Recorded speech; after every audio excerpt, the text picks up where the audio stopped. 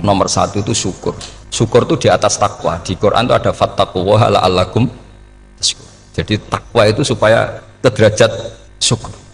Kalau Nabi membahasakan kalimat thayyibah, yaitu la ilaha illallah Muhammadur Rasulullah, itu kalimat yang otoritas kebenarannya itu absolut, pasti benar bahwa alam raya niki gadah pangeran ingkang asmanipun Allah Subhanahu wa ta'ala. Tapi pengamalan niku, pengamalan la ilaha illallah itu harus ditalkin, diajarkan oleh orang yang spesialis ya, orang yang benar-benar mempunyai maslak. Maslak itu cara sampai kepada Rasulullah Shallallahu Alaihi Wasallam. Kalau tersemut ketika Mbah Mun sering ngendikan ihdinas siratal mustaqim siratal ladzina an'amta 'alaihim. Terus uniknya di surat Fatihah itu, ya Allah tunjukkan kami ke jalan yang benar. Itu bukan sirotoka jalan jenengan, tapi siratal ladzina an'amta 'alaihim. Sama ingat betul ketika Mbah Mun ngendikan Allah itu mboten saged ditiru. Wong Allah mboten dahar, mboten ngombe, mboten tidur. Sing saged ditiru niku nggih padha-padha manusa, sehingga disebut ihdinas siratal mustaqim siratal ladzina. Maka dalam disiplin ilmu sanad itu sampai ada kalimat ekstrim, man ta'allama bila syekhin fasehuhu setan. Itu tidak main-main ya. Artinya ketika orang lain menuduh dunia kiai katanya terlalu kayak kerajaan kecil, santri tidak pernah ngeritik, itu keliru. Sebetulnya memang aturan ilmu itu diantaranya untuk ilmu agama itu harus pakai apa? Sanad. Bukti ini apa? Ihdinas siratal mustaqim siratal ladzina an'amta 'alaihim. Jadi untuk mengikuti jalan Allah niku harus mengikuti jalannya orang-orang yang telah engkau beri nikmat. Telah itu artinya finish. Finish itu artinya sudah meninggal. Sama masih ingat betul kalimatnya Mbah Mun, kalau kamu ngikuti orang, kalau ingin kebenarannya permanen, yang sudah meninggal. Potongan-potongan soleh dadakan ngeten kan nggak meyakinkan. Pas ngaji gayanya kayak wong soleh, enggak mulai kumat meneh, soleh meneh, kumat meneh, itu kan nggak meyakinkan. Istighfar gini nangis, karek nonton dangdut gini nyesal. Terus apa ya, nggak jelas no? Terus gak kasil maksiat ya nyesal, gak kasil toat gitu nyesal. Itu nanti ikut partai wa akharuna atarafu bidunubihim kholatu amalan sholihah wa akharuna sayyi'ah. Jadi orang-orang zaman akhir itu nyampur aduk antara kebaikan dan keburukan. Kayak sampean sering sholat saf awal itu ya baik, tapi ya ono sombongi. Maksudnya ono sombongi kowe iku sapa wani kok ngarep. Maksudnya itu ya ribet kan. Makanya ada wali jadi wali itu karena kalau sholat itu di belakang. Alasannya aku izin mbek pangeran sawane kok ngarep. Jadi ilmu itu macam-macam. Bapak Rian sering dawuh, nak ana wong istiqomah ngimami masjid itu ya apik. Tapi nak keseringan ya perkarane ambisi mau digenti. Jadi istiqomah itu nak keterusan itu ya dadi ambisi. Mulane gak jelas ngimami masjid terus istiqomah apa mau. Artinya apa? Hidup ini nggak jelas. Justru nggak jelas itu bagus karena ketok menusane, napa? Ketok menusane. Sehingga dalam ilmu fikih itu lucu. Lo cerita wali-wali top, Abdullah bin Umar, niku semadzhab dengan Abdullah bin Abbas. Mboten seneng urip teng tanah haram. Ketika banyak ulama, banyak sahabat senang hidup di tanah haram, alasannya sholat di tanah haram itu seperti 1000 napa? Sholat. Tapi yang dipikir beliau bukan sholatnya, maksiat di tanah haram juga lipatannya sama. Maka rumahnya Abdullah bin Umar itu pas yang perbatasan. Nak sholat di bojone di tanah haram, nak tukaran metu. Jadi ono area tukaran itu dikondisikan steril. Jadi masyhur itu. Jadi beliau nak lagi mesra mbek bojone wiridan teng tanah haram, nak tukaran metu sik. Baru tukaran secara meyakinkan karena sehingga kita di Indonesia sebenarnya punya sisi yang luar biasa karena kita tidak maksiat di tanah haram. Jadi bisa saja kita ini orang keren karena tidak pernah maksiat di tanah haram. Apa nasi tahu kaji atau umroh tambah keren karena nggak pernah maksiat di Karena banyak juga orang yang nangis di Masjid Haram jebule ngenes, samunake sing elek bojoku tok. Roh wong Turki wayu, wong Pakistan wayu. Bareng roh bojone elek wireng pesek. Terus nangis, ya Allah, samunake sing elek kok bojoku tok. Nah, berhubung wayah haji dikira itu religius, napa? Akhirnya sing wedok gak terima. Samunake ganteng kabeh sing elek kowe tok. Makanya di haji itu pangeran nyindir faman faradha fihinnal hajja fala rafatha wala fusuqa wala jidala fil hajj. Itu pakai fi ku ing dalem. Jadi potensi maksiat kalau kaji itu fi. Justru pas haji itu pas potensi maksiat. Wong tenggene matof niku nggon tawaf niku. Wis masyaallah wong ayu ki pirang-pirang, wong ganteng ki pirang-pirang. Terus mari geger, mergo rebutan ngambung hajar macam-macam. Jadi pulau suwon istihad, dia napa istihad itu harus kita dengar. Jadi di antara mazhabnya ulama, termasuk Abdul bin Abbas itu nempat di Taif. Taif itu dari Mekah 3 jam. Alasannya nggak ingin kalau terjadi apa-apa di tanah napa haram. Kita tahu Ibnu Abbas itu mengalami konflik politik dengan Abdul bin Zubair. Itu ekstrim betul konflik berdua beliau. Akhirnya beliau milih gak di tanah haram. Wis tukaran-tukaran lah nak raning tanah. Maksudnya geremeng, bukan tukaran bacaan geremeng lah, geremeng sidik nara ning Masjid Haram. Artinya jangan kira orang di Indonesia terus ndak hebat, ya hebat, punya sisi nggak maksiat di tanah haram. Ya misalnya sholat kok ngarep nang Masjid Haram, jebule salate ya Allah sini wong. Wis kok ngarep paling afdol, jebule paling keliru coba. Mulai takbir yo keliru plus seudon. Haji Indonesia nu nak sofa walu niate rada elek. Sudah sih mau coba bismillah tau ora tau tak gue ngarep gitu. Menurut kalau yang kesekian kali ditanya gitu. Jadi niate gue ngarep gue pengen ngetes sudah sih mau coba bismillah tau ora. Lu ngapain wape sholat atau wape seudon? Bantah-bantahan. Aku krungu dhewe tau gue ngarep pancen ra maca.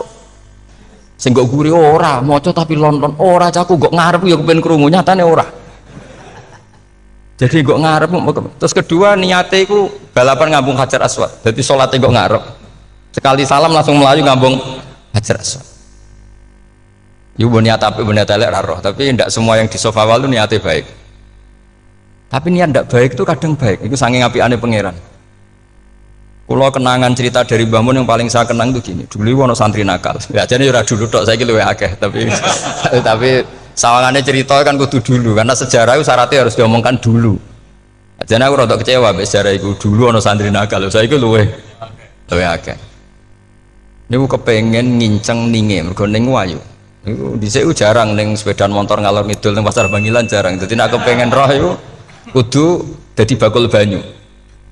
Terus bakul banyu karena satu-satunya acara roh wong ayu kudu dadi bakul banyu. Nyamar. Jauhnya ngisine ning jero jeding. Ya kadang ya roh ninge rajil bapan macam-macam. Kiai ini wali tenan, bukan wali debutan, bukan wali senior, namun wali betul. Nah, sama saya jadi wali kan terus rono kuota wali, segelem ragelem jumlahnya supaya tetap ada terus diangkat nonton mawon wali.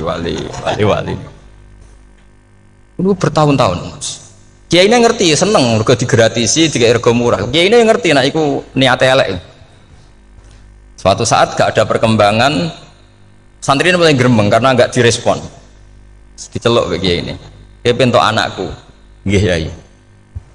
Kowe salat ning Masjid Haram sof awal 40 dino jamaah mbok sof awal. Nggih yai. Kok bar tak rabekno anakku. Nggih. Seneng salat. Hari pertama ya demi dapat istri, hari kedua terus. Suwe-suwe ku ku nyaman. Betapa nikmatnya sujud, nikmati rukuk terus nyaman. Saking nyamannya ku berkebutuhan salat di sof awal. Bukan karena cewek tadi. Barang hari ke-40 diparani mbek kiai ini. Aja mulai tak rabekno. Loh. Mboten saged, Mbah. Jare nek wis salat 40 dina tak rabek. Oh, mboten salat diterima untuk cawe tok. Mboten. Mboten. Ngenyak wong salat diterima dijoli. Jadi orang nggak bener itu kadang ya jadi bener. Jadi wali kadang daftarnya lewat bakul banyu. Terus kadang rodok delok wedok sithik-sithik, tapi nek pangeran ngangkat kira kurang coro. Jadi wali can iki. Akhirnya kiai ini sing nangis cung gelem lecok kamu pede mantu wong ini gak gelem tenan ngenyak uang sholat jadi mau dijoli Oh, itu luar biasa. Terus Yus malah ini ngaji ya, terus ngaji talqinul fikri bahwa pada akhirnya sing paling dhuwur teng hadhihi dar la ilaha illallah. Nah, saya punya trik, punya cara untuk sampean supaya la ilaha illallahnya itu sah dan meyakinkan. Nah, cara hakim itu sah dan kitab yang sering dibaca Mbah Mun diantaranya untuk kalimat itu kitab Zadul Ma'ad. Iku nak nerangno la ilaha illallah niku luar biasa. Itu kitab kesayangannya Sayyid Abdul Al-Haddad. Beliau ngendikan di antara kitab kesukaan beliau selain Ikhya itu kitab Zadul Ma'ad. Itu beliau kalau ngendikan bihadihi ya, maksudnya bihadil kalimah ussisatis samawati wal ardu. Jadi langit bumi dibikin. Jadi beliau mulai berpikir pertama gini, surga dibikin dengan segala kemewahannya itu bagi yang tasdek liman saddaqa bila ilaha illallah wa liman amana bila ilaha illallah. Neraka yang dibikin sebegitu ekstrim sampai anak wong dicemplung ngenteni 70 tahun lagi ceblok. Wah, itu serah kebayang carane gawe. Entakno bego kan itu. Jadi barang nak diceblokno ning neraka itu ceblok edok ngisor ngenteni pinten? 70 tahun. Makanya kemungkinan keluar dari neraka itu kecil. Agak untuk syafaat itu kecil. Wong wis ora iso kebayang kan. Itu pun diciptakan untuk yang menolak dalil. Jadi surga dibikin ya lihadil kalimah, neraka dibikin juga lihadil kalimah. Jadi hadil kalimah itu mizan, ini ukuran. Yang nerima masuk surga, yang menolak masuk neraka. Hisab juga gitu, ada hisab itu ya karena kalimat la ilaha illallah. Orang kafir itu nanti tidak dihisab. Nah cara Ibnul Qayyim, hadisnya nggih ngoten. Ulaikal ladzina kafaru bi ayatina rabbihim wa liqaihi fahabitat a'maluhum fala nuqimu lahum yaumal qiyamati wasna. Ya lucu tuh, masuk Fir'aun dihisab. Kan sekarang rokok kan. Jadi hisab itu nanti itu yang nggak jelas-jelas. Makanya sama berhati-hati itu potensi dihisab. Jadi yang jelas itu ada hisab. Masuk kanjeng Nabi dihisab kan tidak mungkin. Nabi Ibrahim masuk dihisab. Fir'aun masuk di karena yang jelas surganya tidak dihisab, yang jelas nerakanya juga nggak dihisab. Tapi nak sing pengajian yo teko, dangdutan yo teko lah ini yang ini yang itu. Ya itu hisab itu. Dulu biskop ya bayar, mlebu masjid ya bayar. Cuma ada biskop 10.000, nak ning masjid 2.000. Itu ya hisab itu nanti. Jadi orang kafir yang karuan kafirnya itu istilah Quran fala nuqimu lahum yaumal qiyamati wasna. Nah, artinya ada hisab juga tolak ukurnya la ilaha illallah. Terus wa bihadil kalimah bu isatir rasul. Karena kalimat ini Rasul diutus untuk melatih la ilaha illallah. Jadi kalimat ini luar biasa. Tapi setelah jadi tahlil terus yang mau coba ngantuk, terus jumlahnya kakean kan, terus akhirnya gak sakrat. Akhirnya la ilaha dikomentari suwi temen. Pemenang nak sing mimpin tahlil wong tuwek terkenal suwi lagi tahlil dipimpin mbah niki sing mburi mesti sambat wah suwi mesti. Itu kriminal kita, itu kesalahan kita. Kalimat yang harusnya jadi tolok ukur surga neraka itu ukurannya kalimat itu, kemudian kita nganggap kalimat itu sebagai kalimat yang apa problem. Itu aja sampai ya. Makanya kalau suwun sing mimpin tahlil aja suwi-suwi lah. La ilaha illallah ping 3 hadir terus bar. Niku semua ijazatnya hanya 3 kali itu kok udah dipirang-pirang niku. Tapi nak la ilaha illallah tolong gak hadir ya tak baleni neh dadi 6. Kok gak hadir? Jebule ping 1000 pun ndak hadir. Lah ini yang masalah. Terus kula waca ndak ini supaya sampean ngerti kalimat itu menjadi kualitasnya bagus ndak itu karena cara pandang.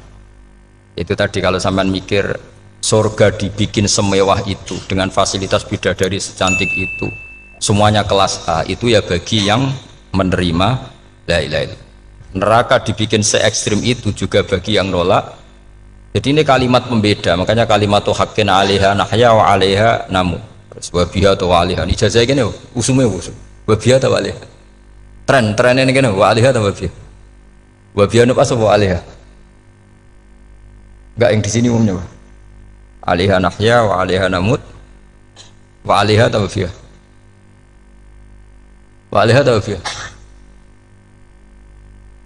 Oh berarti orang jelas prinsipnya, gak jelas. Jadi kalau suwon Mbah Mun sepuh niku fi akhiri hayati nu sering maos talqinu dzikri. Karena memang beliau ingin di akhir hayatnya, juga kita semua nanti di akhir hayatnya semuanya min ahli la ilaha illallah Muhammadur Rasul. Dan itu dimulai dari sesuatu yang sangat-sangat ilmiah, yaitu tadi dimulai kenapa surga dibikin untuk sing iman la ilaha illallah, kenapa neraka dibikin untuk yang menolak la ilaha illallah. Kemudian Rasul diutus untuk melatih la ilaha illallah. Nanti ada azab ya karena menolak la ilaha illallah, ada maghfirah karena yang terima la ilaha illallah. Makanya istighfar, kalau cara oleh istihad niku istighfar itu setelah la ilaha illallah, cara kalau oleh istihad di beberapa Indonesia itu thariqah punya istighfar dulu baru la ilaha illallah, tapi banyak ulama yang berpendapat dibalik, la ilaha illallah dulu baru, karena istighfar itu didengar Allah itu setelah tauhidnya benar. Ini cara madzhabnya Abul Hasan apa? Asyadili, yaitu fa'lam annahu la ilaha illallah baru wastaghfir li dzambika ai li hadil kalimah. Karena orang bisa dimaafkan itu berdasar kalimat la ilaha illallah. Misalnya begini ya, orang kafir itu kafir terus sampai 70 tahun, sekali melafatkan la ilaha illallah itu yughfar lahum ma qad salaf. Jadi kullil ladzina kafaru iyantahu yughfar lahum ma qad salaf. Artinya orang kafir itu belum pernah tahlil, belum pernah istighosahan, ya belum pernah istighfar, tapi sekali melafatkan la ilaha illallah secara sah langsung yughfar lahum ma qad salaf. Berarti dulu mana la ilaha illallah sama istighfar untuk kepentingan dimaafkan Allah? La ilaha illallah cara madzhab Abul Hasan Asyadili, karena alasannya wong kafir sing kafir wae tanpa istighfar, asal kalimat la ilaha illallah benar langsung yughfar lahum ma qad salaf. Jadi cara pikirannya Abul Hasan Asyadili itu la ilaha illallah yang benar dan kamu baru istighfar, nanti insya Allah pasti dimaafkan bihaqqi la ilaha illallah. Jadi fa'lam annahu la ilaha illallah baru wastaghfir li dzambika bihadil kalimah, karena sahnya istighfar setelah kalimat ini sah.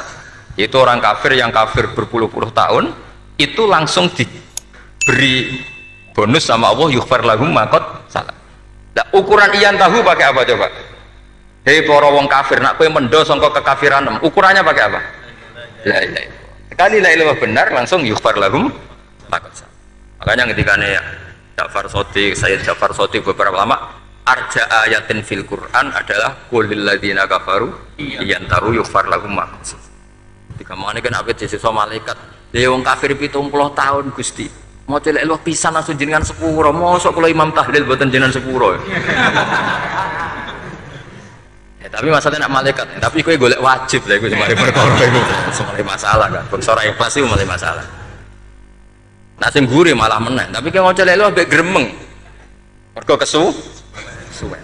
Karena kesuwen wong gremeng sing dosa sing tahlil apa sing gremeng?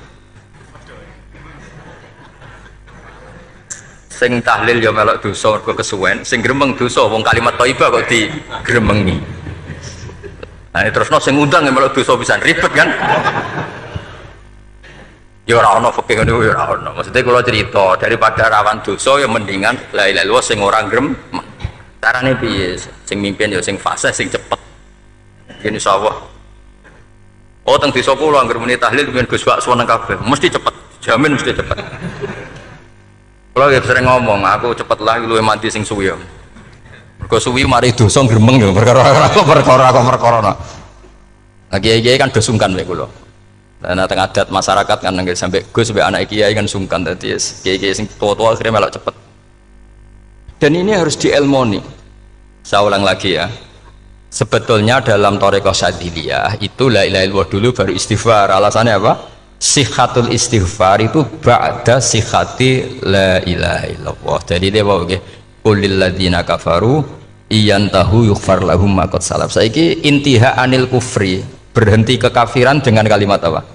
La ilaha illallah. Itu langsung yughfar lahum ma qad salaf. Dan Allah ngendikan fa'lam annahu la ilaha illallah baru wastaghfir lidzam ai bihadil kalim. Artinya gini, bisa saja istighfar kita itu tidak didengar Allah karena tauhid kita tidak pernah benar. Mau ngelafat notok tapi tauhidnya tidak benar. Maka terus dibutuhkan latihan-latihan dari ahlul ilmi, misalnya kayak Imam Sanusi, kayak Imam Asy'ari, itu pelatihan-pelatihan la ilaha illallah dengan pemaknaan yang luar biasa. Misalnya begini, ambil saja la ilaha illallah itu dengan makna seperti ini: tidak ada sesuatu yang maujud kecuali disebabkan oleh yang super maujud. alam raya ini, langit bumi ini kadung berstatus maujud. Kan nggak mungkin yang maujud diciptakan yang tiada. Nak ngono mau hadhil maujudat khalaqaha wajibul wujud. Lah wajibul wujud ini yang bernama Allah Subhanahu wa ta'ala. Maka kualitas Anda iman tuh lebih tinggi. Selama ini kan enggak. Orang no pangeran kecuali Allah. Terus Allah itu yang siapa?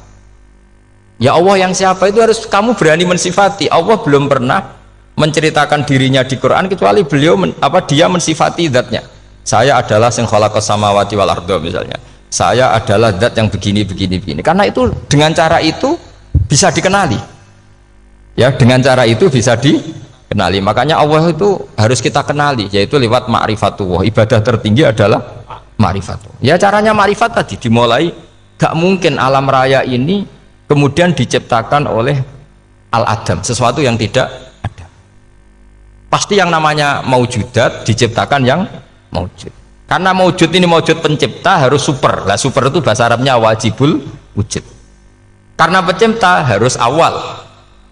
Gak mungkin Fir'aun itu Tuhan lahirnya di bumi, berarti dulu buminya ketimbang Fir'aunnya. Tuhan-Tuhan yang lain juga begitu, masa dulu buminya ketimbang Tuhannya. Makanya Allah pasti Tuhan betul karena bersifat awal, bersifat qadim. Nah kalau kamu mulai latihan gitu, iman kamu itu bil bayyinah. Dan syaratnya iman yang benar adalah bil bayyinah. Bayyinah itu jelas welo-welo. Makanya semua nabi memaklumatkan diri, qul inni ala bayyinatim mir rabbi.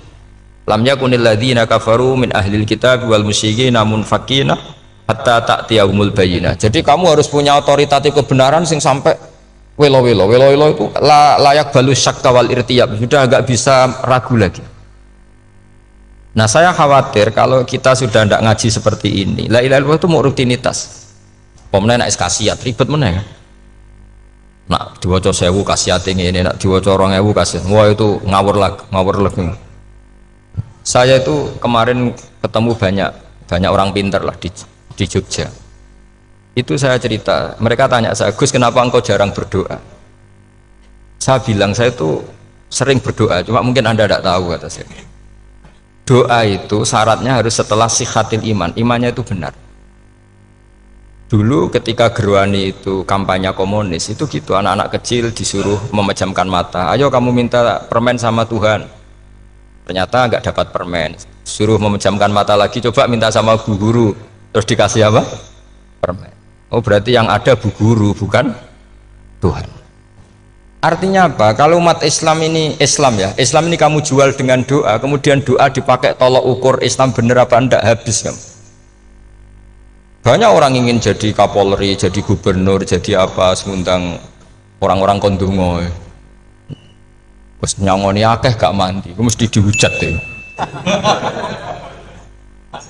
Dan sing dongo yang ngerti nak mandi, potongan wong seneng duit itu kan insya Allah mandi lah kan kira-kira gitu. Jadi korbannya itu Islam kalau terus menerus doa yang dipakai apa? Transaksi. Maka doa itu nomor 2 atau 3, nomor 1 itu ya iman tadi, ma'rifatullah itu nomor 1, bukan doa. Karena kalau doa dijadikan nomor 1 takutnya itu dipakai ukuran. Makanya ketika orang kafir minta sama Nabi, minta itu ya bahasa Arabnya doa, untuk mengubah Mekah jadi begini, untuk mengubah Mekah jadi makmur, jadi ada sungainya, roh. Nabi gak mau, padahal Nabi kalau doa pasti mustajab apa enggak. Tapi andekan itu diturutin, maka ukuran iman selalu pakai doa. Dan itu bahaya jangka panjang, karena Nabi pirsa pengganti beliau-beliau kamu-kamu yang nanti doanya tidak mandi, itu bahaya, itu tidak prospek cara hitung-hitungan. Iya nak zaman Nabi donga mesti mati. Nak ketika era sampean dia nak kiai tenan Pak, kalau donga ana sugih, nak ora sugih kira kiai kan ribet. Mungkin dhewe kiai ora sugih kan ribet kan. Maka kita sebagai ulama itu punya hitung-hitungan. Nah beda dengan pakai ma'rifatullah. Misalnya begini, ini contoh paling gampang. Orang kafir itu dulu mengukur kebenaran Muhammad, mereka tentu manggilnya Muhammad. Muhammad, kalau kamu mengklaim bahwa orang mati bisa hidup lagi, coba mbah-mbah kamu yang sudah mati bangunkan. Kalau bisa berarti kamu benar, kalau ndak ya ndak. Pertanyaannya itu yang faktu bi abaina in kuntum apa? Sodikin. Pertanyaannya, ngukur kebenaran dengan cara itu yang bikin standar siapa? Nah, Nabi itu sempat terdesak karena itu dipakai ukuran. Tapi kalau pakai ilmu mantek, jawabannya lebih gampang. Ngukur kebenaran dengan cara itu versi siapa? Versi saya. Kamu benar itu kalau bisa membangkitkan orang mati. Terus dari Nabi, ya kalau versi kamu ya kamu yang membangkitkan, nanti ditanya bareng-bareng. Loh ini kan kita seperti itu kan, kita sering. Artinya apa? Islam ini yang bisa mengawal hanya ilmu. Doa itu nomor 2, yang bisa mengawal Islam hanya fa'lam, harus ilmu annahu la ilaha illallah. Ketika orang kafir lo tanya, Muhammad kalau kamu Rasul betul, fasayir jibala Makkah, jibalu Mekah kamu jalankan kemudian jadi emas. Dan orang-orang yang mati bangkitkan, kemudian kita tanya, adinuka hakun amla, agamamu benar apa enggak? Nabi andikan minta kira-kira dituruti Allah apa enggak? Pasti dituruti. Tapi masalahnya, masa menunggu itu? Masa Allah menjadi Tuhan nunggu itu? Allah selalu Tuhan baik orang percaya atau tidak. Makanya Allah tidak mau nuruti, karena itu jadi problem jangka panjang. Iya kalau Nabi mustajab doanya, terus era umatnya seperti ini. Sing kiai ini bendino dalail ora mesti mandi dongane. Wis sing tirakat lah ora mesti mandi dongane. Nak bab donga niku wis padha wae lah. Misale mesti mandi, nak wong waras mesti dinggo donga husnul khotimah, ora dinggo golek sugih, iku mesti amatir. Nah masalahnya nek dinggo husnul khotimah bagi mereka yang kedonyan ya gak ngefek, dianggap tidak prospek. Panjang kan? Makanya itu pinternya Nabi nomor 1 itu al ilmu fa'lam annahu la ilaha illallah lagi wastaghfir li dzambi. Jadi kalau suwon kenapa ini cerita Mbah Mun, kenapa akhir-akhir beliau sering talqinul zikri, sering melatih zikir, itu sirinya diantaranya bahwa kalimat ini harus menjadi kalimat super, kalimat sing alaiha nahya wa alaiha namut wa alaiha nub'ats atau wabiha nub'ats insyaallah ta'ala minal. Ya itu tadi, kita sebagai kiai itu ikut menjaga ini, jangan sampai kalimat ini membosankan. Tahlile suwi barbar segitu ono sing nyoal la ilaha illallah Muhammadur Rasulullah lane kurang panjang iki wakaf ta ora terus panjang. Bahwa agama ini dimulai hatta ta'tiyahumul bayyinah. Jadi sesuatunya harus benar-benar sampai jelas. Orientasi para ulama dulu itu cara menerangkan la ilaha illallah itu sampai difahami an bayyinatin. Makanya semua nabi memaklumatkan diri kul inni ala bayyinatin mir rabbi. Sampai di situ. Dan semua cerita-cerita di tafsir Jalalain di apa-apa itu ukuran kebenaran itu lam yakunil ladzina kafaru min ahlil kitab wal musyrikin namun fakina hatta ta'tiyahumul bayyinah. Monggo. Maka semua kita itu harus punya kecakapan untuk merangkai dalil. Kalau gak ada pengalaman saking kitab-kitab turos, kitab-kitab dulu. Itu ketika beberapa ulama ditanya, dulu ketika ulama-ulama dulu berdebat tentang apakah imanul muqallid, imannya orang yang tidak bisa berargumentasi tentang Tuhan itu diterima apa enggak? Rata-rata ahli sunnah bilang diterima. Tapi tetap dengan catatan itu potensi goyah. Itkul man qallada fit tauhidi imanu lam yakhlu min tardidi. Tapi ternyata ulama-ulama itu prakteknya juga mengajari masyarakat supaya ada sedikit dalil atau kepastian logika. Masyhur itu ulama dulu ketika tanya orang-orang Arab, orang-orang desa, ya Arabi, bima arafta rabbak. Kamu kok tahu kalau Tuhan itu ada itu gimana? Jawabannya mereka meyakinkan. Al-ba'ratu tadullu alal ba'ir wa atharul aqdam yadullu alal masir. Ono tletonge sapi ya mesti ono sapine. Ono atharul aqdam artinya ono tipake wong liwat ya mesti ono sing liwat. Sehingga itu sudah dianggap cukup kalau ada makhluk ya ada khalik. Artinya terus menjadi gampang ketika Allah ngendikan misalnya am khuliqu min ghairi syai'in. Mosok hadhil makhluqat sing maujudat kemudian khalaqahal adam. Itu kan enggak ketemu akal. Maka termasuk kekaguman saya sama kitab Fathul Bari sarahnya Bukhari itu ngendikane wa hadza sing inda ahlil mantak yusamma iltidzadzan aqliyan, bahwa agama ini harus ada kenyamanan secara akal. Kalau Nabi membahasakan wajadah halawatal apa? Iman. Iman yang manis itu misalnya kita profesor, kita ilmuwan, kita seorang yang top, yang paling cerdas di dunia. kemudian kamu secara agama didogma oleh pimpinan agama kamu, kebetulan pimpinan agama kamu misalnya komunis, terus diberi ajaran misalnya hadhil maujudat khalaqahal adam, yang maujud ini diciptakan ketiadaan. Kan mungkin profesor lah mesti stres, piye wong Adam kok ciri utama ketiadaan ya layu asiru saya tidak ngefek. Bandingkan dengan misalnya kita goblok lah, petani lah, wong paling goblok lah misalnya diajari bumi ki ono mbah wonten, terus sing gawe bumi ono ya ono, wong barangnya ono kok sing gawe ra ono. Lebih gampang lah itu cara Fathul Bari. Hadaddin itu mudah sekali, sahlah qoriba. Kalau dalam baca Said Abdul Al-Haddad itu hadil kalimah sahlah qoriba. Sahlah qoriba itu enak difahami karena ya sudahlah, kalau hadil maujudat ya khalaqahal maujud. Berhubung maujud ini maujud khaliq ya wajibul wujud, kira-kira maujud super lah atau kausa prima atau apa. Jadi segampang itu lama menerangkan tauhid. Nah khawatir saya kalau penjelasan seperti ini sudah hilang, terus mau wong takok kasihate nak maca sakmene paket ngene, nak sakmene paket ngene. Lah anak ramadi terus mental jute la ilaha illallah ya ngobos. Nah ini kan jadi tersangka. Makanya saya tadi bilang, saya berkali-kali saya belajar tauhid, belajar ilmu mantek, itu kepentingan saya hanya satu, supaya orang familiar dengan logika la ilaha illallah. Itu tadi mulai yang pelatihan kelas ringan, yaitu tadi al-ba'ratu tadullu alal ba'ir wa asarul aqdam yadullu alal masir, sampai pelatihan yang agak berat, tapi sebenarnya tidak berat-berat banget. Karena tadi am khuliqu min ghairi syai'in, masa kalian semua yang sebegini hebat maujudat kemudian kamu disebabkan oleh sesuatu yang tiada. Iku mbok sampean profesor lah iku ora iso logika, wong barang ra ono kok nyebabno al-aqdam yadullu alal masir. Jadi ono teledong ya mesti ono sapi ini, ono kipak tracaane tak kaki ya berarti ono sing barli liwat. Artinya hadil alam ini atharun min athari kudratul. Kula suwun kula wau mun maca sanad talqinu dzikri dari Mbah Mun, dan saya berharap kita ini saling menopang. Makanya saya Gus Yofur itu sering belajar mantek sampai belajar usul fikih, karena nggak bisa kita tanpa ditopang ilmu-ilmu seperti itu, tidak bisa, karena banyak khurafat, banyak syubhat. Termasuk penumpang paling gampang adalah Anda berislam secara senang, secara ceria, supaya tidak kepikiran nyuwun sewu pindah agama atau pindah ke yang macam-macam. Makanya diantara rumusnya Islam itu raditu billahi robba. Raditu itu puas, sampai cari di kamus, ridho itu puas, marem. Ojo mbok maca di pangeran Allah pah-pah.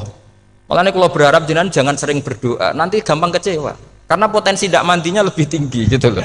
Jadi pokoknya seneng pangeran. Pangeran itu sopo sing gawe langit bumi, sing ngekek oksigen ora usah bayar, sing aku elek lah ya payu rabi, nyifati pangeran sing wis terjadi. Ora usah bayangno, wah aku jaluk jadi bupati ya ora, jaluk sugih ribet. Lho kula kecelok wong alim mboten nate nyifat donga nemen-nemen. Sing wis kliwat ya. Ngaku ya wong narukan nyatane payu rabi. Umumnya wong di mobil gue di mobil. Umumnya wong bingung ya sering melok bingung. Sudah sebetulnya. Lho kok sampean kok ora top ya coba.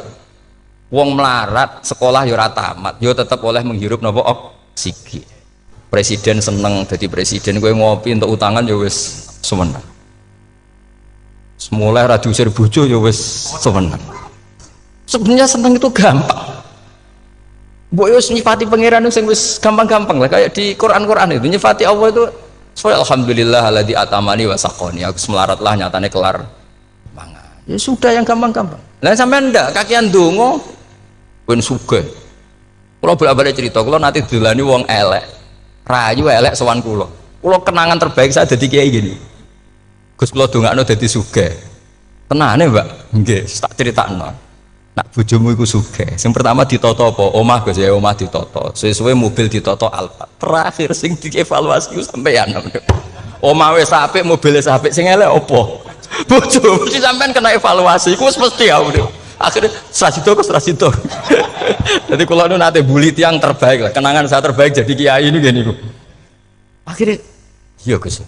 Kan gak mungkin. Omah suwapi, mobil suwapi. Coba yang kamu evaluasi apa tuh? Mulai artinya sudah lah, tidak usah kepengen itu dikurangi lah. Hubungan kita dengan Allah itu mensifati itu insya Allah pasti lebih indah. Ya misalnya kita Islam ya alhamdulillahilladzi hadana li hadza ma kunna linahtadiya laula. Sudah, tapi sekali sampean mikir, sak rewangi Islam yo mesti mlebu swarga. Oh, mesti kena was-wase setan tak jamin. Sak rewangi salat yo mesti swarga. Tapi nak sampean alhamdulillahilladzi ja'alana minas sajidin wasyakirin aman.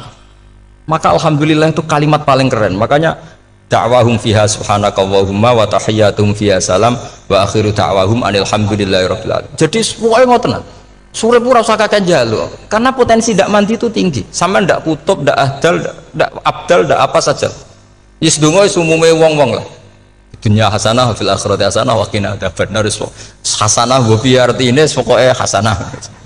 Pokoke hasanah fil akhirati ya hasanah. Senara iso hasanah ya rabi itu jenenge hasanah pokoke sementing. Karena kula niku pengalaman dadi kiai, suangger wong kok kakean donga mesti kakean ngeluh. Ya karena potensinya tidak mandi. Jajal saya mendung apa jajal. Selama ini kan, yuk mapan yo ora tau mapan, yuk suga yo rakus. Wis diparingi cara pangeran wis maringi, jebule sampean ingin lebih. Makanya saya mohon sekali. Jadi hubungan dengan Allah itu nomor satu itu syukur. Syukur itu di atas takwa. Di Quran itu ada fattaqullaha la'allakum tashkurun. Jadi takwa itu supaya ke derajat syukur.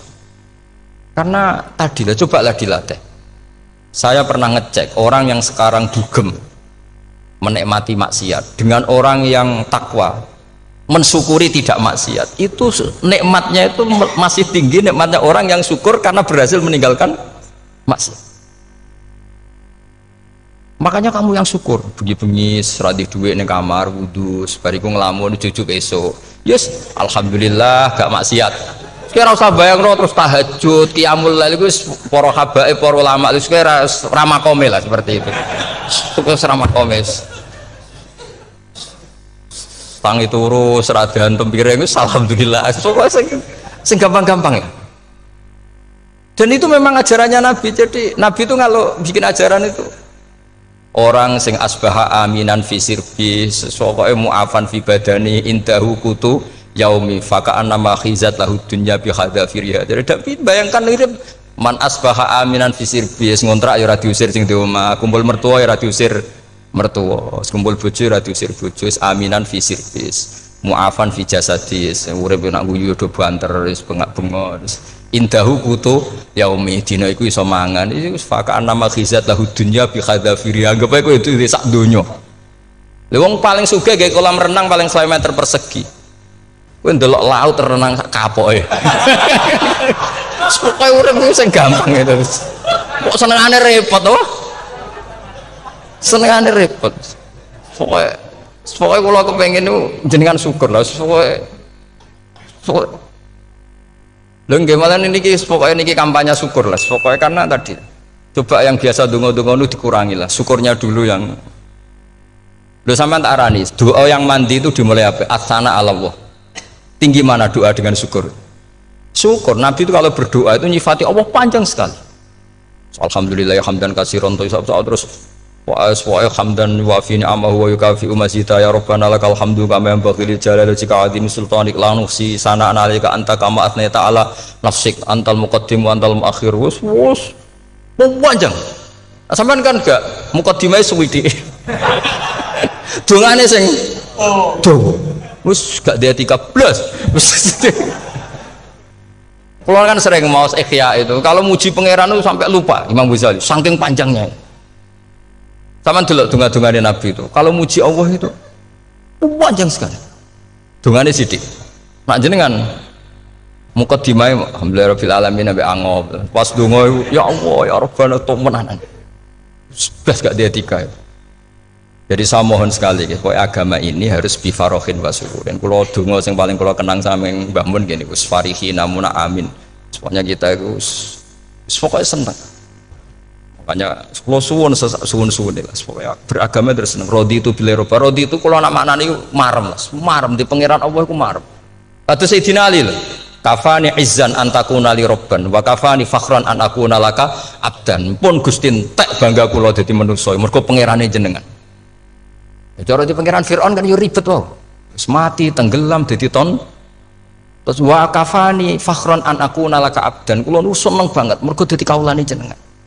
Misalnya jadi kaulane presiden ya iso coplok, kaulane menteri kadang ketangkep KPK, kaulane wong sugih kadang bangkrut. Ribet kan? Makanya beliau ngendikan kafani izan antakuna li robban wa kafani fakhron an akuna laka apa? Abdan. Terus niki kula radi provokatif lho. Semergi zaman akhir sampai pandemi ngeten wis ra syukur wis ribet. Setelah saya jadi kiai dan penelitian, saya itu berkali-kali didatangi dokter, tentara, juga polisi. Mereka sering bilang gini, Gus saya ini dokter negeri. Saya ke NTT, ke Papua, karena saya muslim, berkebutuhan Islam, maka dibikinkan musola, dibikinkan masjid. Kalau kiai tidak bisa, bikin sendiri urunan mau narik siapa. Mau narik tarikan di jalan yang mau nyumbang siapa. Tapi kalau kebutuhan negara karena tugas negara ya difasilitasi negara dan tidak dianggap misionaris karena negara. Begitu juga di beberapa negara yang non muslim kayak di Argentina, di Venezuela itu ada masjid, ada kajian Islam ya karena duta besar dan itu aparat negara. Disinilah kearifan para ulama berkoalisi dengan umarok dengan makna yang positif bahwa agama ini harus ditopang umarok, sistem negara. Tentu di situ ada tentara, ada polisi, ada macam-macam. Kita sebagai kiai juga nggak berdaya di depan para bandar narkoba apa-apa kalau nggak ada BNN. Kita mau apa dengan korupsi kalau tidak ada KPK? Sehingga kearifan para guru-guru kita, mulai Mbah Maimun, bapak saya sendiri, NU, Muhammadiyah, semua ormas-ormas Islam itu pasti maulah kerjasama. Karena kita siapa ya? Kalau tidak kerjasama. Dan di antara pesan Rasulullah SAW adalah yaduwahi ma'al jamaah. Jadi apa ya, kebersamaan itu sudah berkah. Fa inna yaduwahi ma'al jamaah. Jadi berkah. Lalu kenapa saya kalau ngaji bawa kitab? Ini agak sebetulnya itu lazim. Lazim itu suatu yang harus. Tapi karena kelamaan mubalek itu tidak pakai kitab. Seakan-akan bawa kitab itu yang aneh. Sebenarnya aneh mereka. Karena begini logika simpelnya ya. Umat Nabi ini berhak dapat apa coba? Berhak dapat warisan yang paling luhur, paling hebat, paling jernih. Apa itu Quran dan hadis? Pertanyaannya siapa yang paling punya hak otoritatif untuk menerangkan Quran hadis? Ulama. Ulama yang mana ya? Yang kapabel, yang sudah diakui dunia kayak Imam Ghazali, Imam Bukhari, Imam Syafi'i. Artinya kalau kita tidak pakai materi itu ulama mendapat pikiran kita, bukan mendapat pikiran mereka. Saya ulang lagi, kalau kita tidak pakai materi yang otentik, yang orisinil, umat ini mendapat pikiran kita, bukan pikiran mereka. Maka saya berusaha supaya teman-teman atau semua umat Islam dapat pikiran-pikirannya Imam Ghazali, pikiran-pikiran Imam Bukhari, pikiran-pikiran Abul Qasim Al-Junaidi, kejernian-kejernian Abu Yazid Al-Bustami. Kejernihan itu diantaranya adalah misalnya makalah yang menurut saya itu makalah yang super. Jadi untuk ngadepi krisis karena COVID atau karena apalah. Itu lama dulu sederhana sekali. Beliau-beliau punya rumus yang mungkin jarang didengungkan orang, tapi saya akan kampanye rumus ini. Al-istighna, hakikatul istighna, itu adalah al-istighna anis syai' labihi. Jadi pemenuhan kebutuhan yang sebenarnya adalah kita berusaha menghindari sebanyak mungkin kebutuhan yang sekunder, yang enggak penting. Bukan memenuhi semua yang kita inginkan. Jadi misalnya begini ya, kalau kita lapar, itu keinginan kita itu makan enak apa asal makan? Tentu jawabannya asal makan yang sehat. Tapi kalau nuruti nafsu kita, makannya yang enak, teman makan ya enak. Terus di warung yang favorit. Ini kan satu kebodohan. Kenapa untuk makan saja butuh definisi sekian banyak? Yang kita harus kecewa, warung favoritnya bisa sudah tutup. Atau kita ke sana harus macet. Ribet. Yang benar-benar arif dan bijaksana itu adalah al-istighna anisya. Sesuatu yang tidak mendesak itu jangan jadikan kebutuhan. Sehingga kalau kita puasa misalnya, semua makanan itu enak karena kita sangat lapar. Sehingga Abul Qasim Al-Junaidi ketika ditanya, ma'idamu to'am, lauk makanan itu apa? Jawabannya lucu, alju, lapar. Kalau kamu lapar ya semuanya enak. Ini sudah mulai hilang. Kita bilang makan enak itu ya sate, ya gulai, ya pizza yang kita senang. Akhirnya apa? Untuk nikmati nikmatnya Allah itu kita jadi ribet. Apalagi yang orang-orang fasik harus ditemani perempuan yang tidak halal misalnya, atau harus ada ajudan, ribet. Nah pertanyaannya, orang yang ribet sama yang nggak ribet itu pinter mana? Pinter yang nggak ribet. Nah ini kearifan-kearifan yang mulai hilang. Lalu siapa yang bisa mewarisi itu? Ya ulama. Jadi ulama itu cara berpikir sebenarnya simple. Makanya mereka sering kalau tahajud itu, di antara makalah Sayyidina Ali paling terkenal dan yang menjadikan beliau punya derajat yang luar biasa itu adalah kafani izzan antakuna li robban wa kafani fakhron an akuna laka abdan. Ya Allah, saya ini sudah begitu mulia, begitu terhormat dan sangat-sangat terhormat karena yang menjadi Tuhan itu Engkau. Jadi rumus pertama itu karena menjadi Tuhan itu Engkau. Hanya Tuhan yang abadi, Tuhan yang pertama, artinya Tuhan yang al-awwal. Coba ya Allah, kalau saya ini punya Tuhan Fir'aun, punya Tuhan mati jadi tontonan lagi, itu kerennya di mana coba? Andai kan kita punya Tuhan Fir'aun, atau punya Tuhan yang asal usulnya manusia, apapun hebatnya manusia itu, kita punya Tuhan manusia itu. Tuhan yang lapar, yang kalau nggak makan mungkin pingsan, mungkin bisa kena COVID, nanti Tuhannya diisolasi. Kayak apa? Makanya ketika Tuhan Allah menyindir ketuhanan selain Allah itu, Allah hanya menyindir dengan kalimat sederhana, kana yakulanit to'am, yang kamu tuhankan itu masih makan. Artinya kalau nggak makan ya lemes. Jadi lama-lama ada orang gini, alhamdulillah tadi Tuhan mampir ke saya, kelihatannya lapar, setelah tak kasih makan sehat lagi.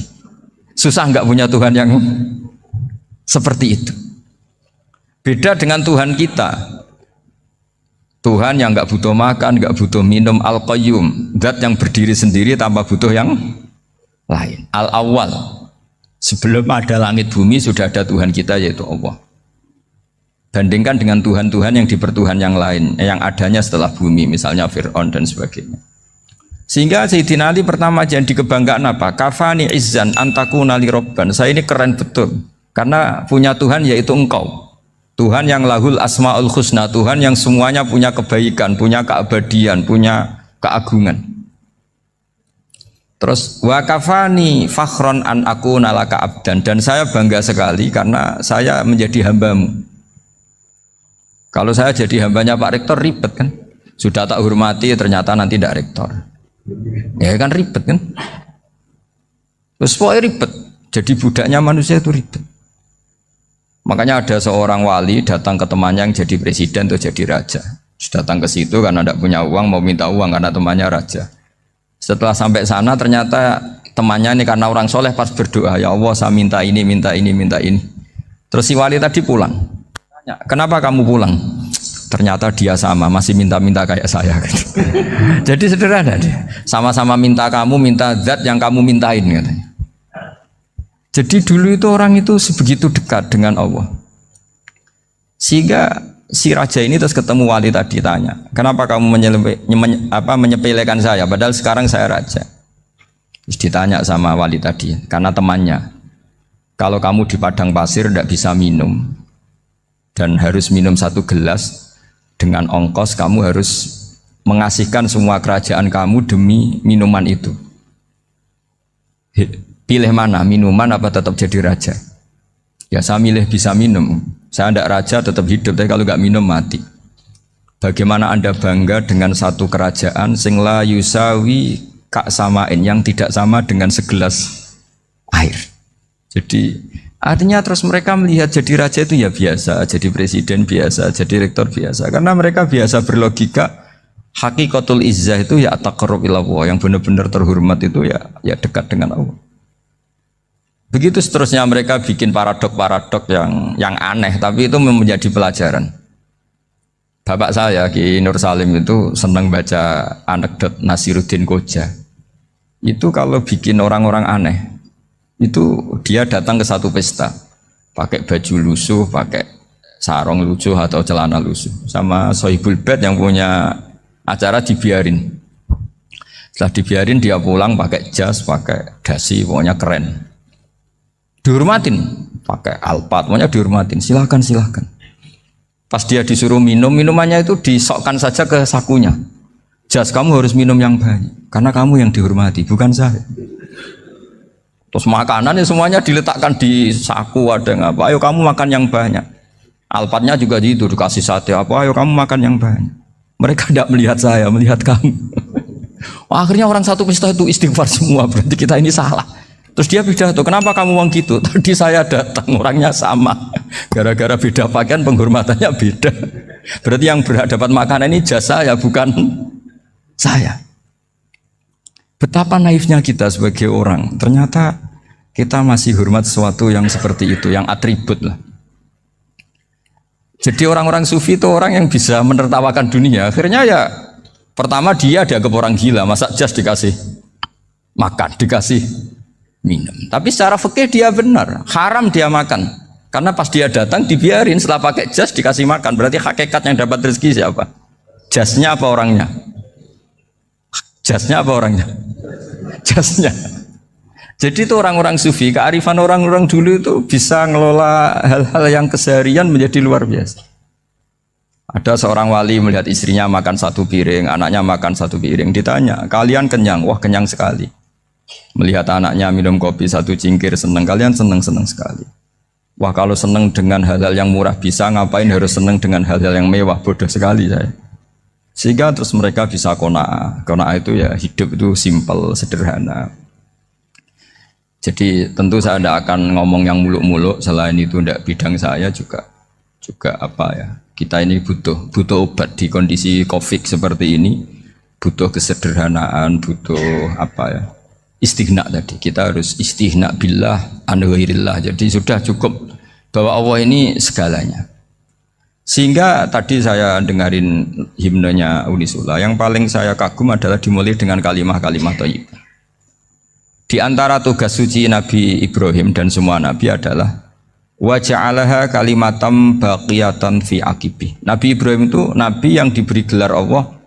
Dia adalah Nabi yang menjadikan kalimat tauhid itu kalimat yang abadi. Fi akibih, di anak turunnya, di semua generasinya, baik anak turun karena gen maupun karena pembinaan, karena pendidikan. Ini penting sekali saya utarakan karena apa? Satu kehidupan itu sebenarnya digerakkan oleh kata-kata, oleh moto kalau oleh bahasa modern. Sehingga banyak ulama mengatakan al-ibarat kutun li'ailatil mustami'in, bahwa redaksi atau moto atau pegangan hidup itu penggerak kehidupan. Sehingga sebetulnya manusia itu digerakkan oleh kalimah-kalimah itu, oleh moto-moto itu, oleh prinsip-prinsip hidup itu. Misalnya orang Palestina itu tiap hari ke pasar gitu. Mereka ke laut gitu. Ditanya, kenapa tidak takut tembak Israel? Jawabannya lucu. Kena tembak ya mati, nggak makan ya mati. Nggak kerja ya mati. Ya sudah, sama-sama mati ya mendingan aktivitas normal. Tapi saya tidak menyarankan itu untuk melawan Covid. Ini cerita saja nanti. Kamu jangan provokator itu, karena ini wilayah sensitif. Jadi banyak orang yang poligami. Kalau ditanya alasannya gitu, istri satu ya cerewet, dua ya cerewet, mendingan 4. Ya banyak ya gitu.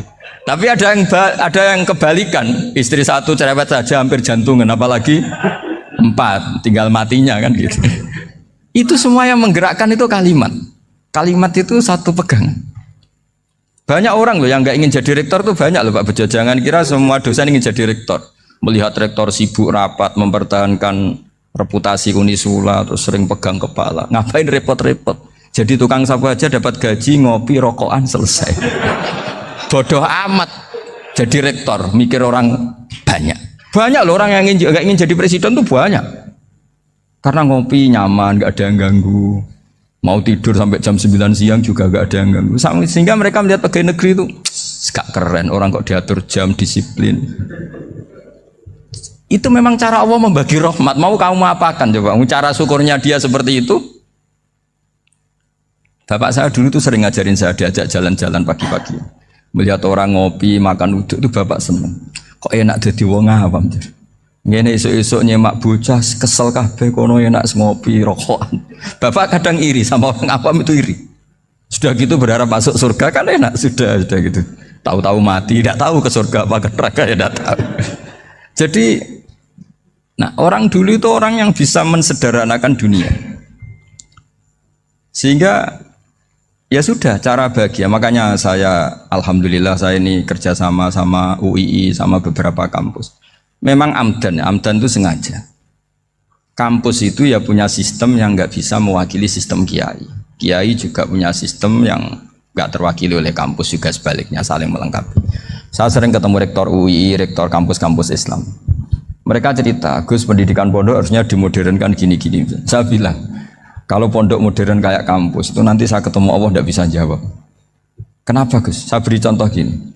Kalau misalnya perempuan perawan lah atau apa saja, namanya perempuan, mau tanya tentang menstruasi atau haid. Kalau semuanya sistem kampus, dia harus kuliah dulu. Registrasi dulu, kuliah dulu, bayar dulu. Dan dapat jawabannya nunggu mata kuliah pas itu. Bandingkan kalau sistem pondok, saya tuh sering ke pasar sama anak saya dicegat sama ibu-ibu. Gus, anak saya ngalami gini-gini, keluar darah terus menerus, nggak 6 hari tapi 1 bulan penuh. Itu hukumnya apa, Gus ya? Nanti saya mau sowan ke jenengan. Nggak usah sowan, di sini aja. Ya sudah. Sebelum mengeluarkan darah yang rutin seperti itu biasanya haidnya berapa hari? 6 hari, ya sudah ikut yang 6 hari, yang lainnya istighatsah. Ngoten tok Gus, ya udah ya. Begitu terus di masalah udhiyah, Pak. Ya coba kalau semuanya pakai sistem kampus, daftar dulu, bayar dulu. Jadi ini nggak ada jawabannya, nunggu mata kuliah itu. Baru dapat jawaban. Itu biasa nggak sholat bertahun-tahun karena belum ada jawaban tentang itu. Nah itu kalau misalnya orang mati, tahunya cara apa memulasara jenazah itu nunggu kuliah dulu, pas mata pelajaran itu dulu, baru menangani orang mati. Berarti orang mati itu tergeledak semua. Tapi kalau kiai kan enggak. Kesini orang mati terbakar, kalau dimandiin malah badannya copot-copot, itu gimana hukumnya? Ini ada orang mati Gus Kendat, ini disolati apa enggak? Ada orang mati apa itu oplosan ya, itu disolati enggak? So sering ditanya gitu. Gak usah registrasi Pak Rektor, gak usah registrasi, gak usah daftar, gak usah seminar. Makanya kalau orang kampus wani kiai itu ya kualat tenan gitu, karena ini yang on time ya.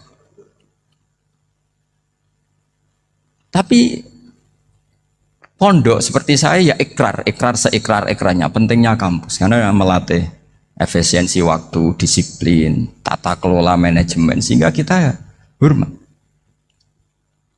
Tapi tadi kita harus saling melengkapi, sehingga saya tunjukkan ke publik bahwa saya hormat sekali sama polisi, sama tentara.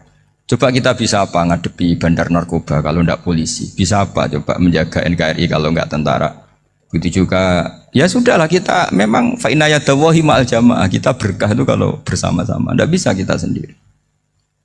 Nah lalu orang kayak saya itu ya beberapa kali sebetulnya saya itu ditawanin jadi dokter honoris causa apa. Kekhawatiran saya satu Pak Bejo, takut pas gak punya uang. Itu dokter gak di duit kan gak pantas gitu. Jadi repot gitu, daripada beban lah sudah lah, gak usah dokter. Jadi kalau gak punya uang ya pantas, terus kalau ngebis ya pantas. Suatu saat kalau mati gak ada yang hadir ya pantas, enggak dokter gitu. Kalau sudah dokter kok masuk neraka, dokter kok masuk neraka, kayaknya apalagi rektor kampus Islam kok masuk neraka itu kan kok kayak nggak pas itu. Misalnya rektor Unisiola ditanya mungkar nakir nggak bisa kan kayak gimana gitu. Makanya harus sering ngaji saya supaya nggak malu di depan mungkar nakir. Masa rektor ditanya mungkar nakir nggak bisa. Harus berani bentak, ini saya rektor loh Pak mungkar nakir. Masa kalau wali-wali dulu berani. Masyhur di cerita wali-wali ditanya marabbuka manabuka, saya ini guru tauhid. Kok kamu tanya marabbuka manabuka yang ngelotok? Kok kamu tidak pernah ngaji enak aja tanya. Jadi wali-wali itu ya rileks ngadepi mungkin. Saya yakin rileks wali di Bang Pak Rektor, saya yakin itu. Karena wali itu lebih dekat Allah. Sehingga orang dulu itu saya ulang lagi ya, ada satu kearifan namanya hidup itu apa? Hidup itu adalah cari sebanyak mungkin supaya hidup itu tidak tergantung pada banyak hal. Sehingga misalnya cara berpikir orang-orang modern itu sebenarnya banyak orang-orang ilmuwan yang nggak ngagumi Amerika. Bukan karena angkuh ndak. Untuk mempertahankan kebesaran negara sebesar itu, kebutuhan listriknya besar, kebutuhan tentaranya besar, kebutuhan apa? Sementara negara kayak Venezuela atau Swiss kebutuhannya ada banyak. Pertanyaannya, yang tergantung dengan banyak hal sama yang tidak tergantung banyak hal, itu pinter mana? Kalau dibalik pertanyaannya gitu, negara-negara maju itu tidak keren kalau dibalik pertanyaannya. Orang yang untuk mempertahankan eksistensinya banyak, butuh banyak hal, dengan yang tidak butuh banyak hal, itu pinter mana? Orang yang bahagianya nunggu jadi dokter, nunggu jadi kiai besar, kiai viral, dengan orang yang bahagia cukup dengan ngopi, itu pinter mana? Tapi kalau dibalik pertanyaannya, orang yang tahunya nikmat hanya kopi, dengan nikmat yang banyak, pinter mana? Makanya Mbah Mun tuh kalau guyon itu lucu. Aku iku sakake ambek wong desa sing mlebu swarga. Saya dulu eskal mlebu swarga kok disakeni. Akhirnya beliau memberi penjelasan. Wong desa iku roe pakanan enak, iku mau kopi mbek uduk. Lah swarga iku mau nuruti sing dikarepno. Akhirnya semua mangan wis ngopi, nguduk, ngopi ora roh pakanan liyane ku ora roh. Nasi mandi ya ora roh, pizza ya ora roh apa-apa. Terus saya bilang, wah lah niku nak nganti selera tentang wanita cantik. Iku juga sederhana. Rodok pesek ya wis cantik, rodok ireng ya wis. Apa bidadarinya seperti itu karena saking enggak pengalamannya. Jadi surga itu kan nuruti apa yang diinginkan. Kira-kira keinginan orang kampung kalau di surga itu apa coba? Makanan apa coba? Ya nak senengnya ketemel gemblong itu. Artinya malaikat lebih suka nangani surganya orang-orang kampung di Bang Pak Rektor. Ini sudah ribet ini. Makanan apa saja sudah dicoba ya. Terus kalau di mall tahu orang macam-macam, seleranya macam-macam pasti. Enak mana kalau sampean jadi malaikat pelayan surga? Suka ngelayani orang kampung apa yang orang kota? Orang kampung kan? Jadi ya itu guyon ya, guyon tapi itu menjadi pikiran kita bahwa orang yang banyak kebutuhan itu sebetulnya banyak kebodohannya karena menggantungkan kebahagiaannya dengan banyak hal. Makanya Imam Syafi'i ngendikan istighna itu apa? Al istighna anisya'i. Yang dikatakan kecukupan adalah berusaha sebanyak mungkin banyak hal tidak kamu butuhkan. Bukan memenuhi semua kebutuhan kamu karena nafsu kamu ini tidak ada batasnya gitu. Kalau kamu penuhin nggak akan selesai. Itu ada perempuan yang kurang cantik itu minta doa saya, Gus doain suami saya kaya, terus tak guyonin, terus nggak minta. Kalau suami kamu kaya, yang pertama dirubah itu apa? Rumah supaya rumah saya bagus. Kedua apa? Mobil supaya mobil saya bagus. Nanti yang dievaluasi itu kamu. Mobil bagus, Alphard, rumah mewah, istrinya kamu pasti itu dievaluasi. Langsung nggak usah sudah gini aja kan. Jadi pertama yang dievaluasi itu kaya itu coba kalau suami kaya itu yang dievaluasi pertama rumah ya, rumah ganti. Setelah itu apa? Mobil. Kira-kira berikutnya akhirnya harus bagus nggak jadi. Nabi Ibrahim itu pernah minta umur panjang. Keren umur panjang. Sama Allah nggak dijawab. Datang orang tua gitu mertamu ke Nabi Ibrahim. Terus disuguhi dikasih kurma. Apa itu? Kok kurma apa? Anggur yang sudah matang sekali. Sudah dimakan. Setelah dimakan meler keluar lagi. Dimakan lagi meler lagi. Terus Nabi Ibrahim masuk lagi ke kamar. Ya Allah doanya tak cancel. Nanti kalau saya tua kayak itu. Jadi Allah itu nggak jawab langsung tapi ngirimkan itu. Akhirnya ya Allah nggak jadi. Nanti takut itu. Saya pernah ngalami jadi kiai tadi ada ibu-ibu ya kurang ya nggak pati cantik lah. Suaminya tuh miskin sekali. Minta doa saya supaya kaya. Bareng tak kasih pertimbangan itu udah nggak usah nggak jadi. Jadi itu kearifan. Tapi kearifan ini harus kita tanamkan. Saya nggak bisa membayangkan Indonesia yang besar ini. Andai kan tidak ada qanaah. Nerimo ing pantum. Coba sekarang ada Covid. Andai kan Indonesia tuh kayak Perancis. Saya beberapa kali punya tamu orang yang hidup lama di Perancis, bahkan dapat istri orang Perancis. Itu dulu nggak begitu mencintai Indonesia. Tapi setelah di Perancis 2 tahun, wah Indonesia hebat. Di Perancis tuh kata dia kalau cerita, semua kebutuhan masyarakat itu dibebankan ke negara. Apa saja minta negara, apa saja nyoal negara. Sementara Indonesia coba kalau Indonesia mengalami seperti ini kok tidak ada qanaah rimo ing pantum, bisa kios Indonesia.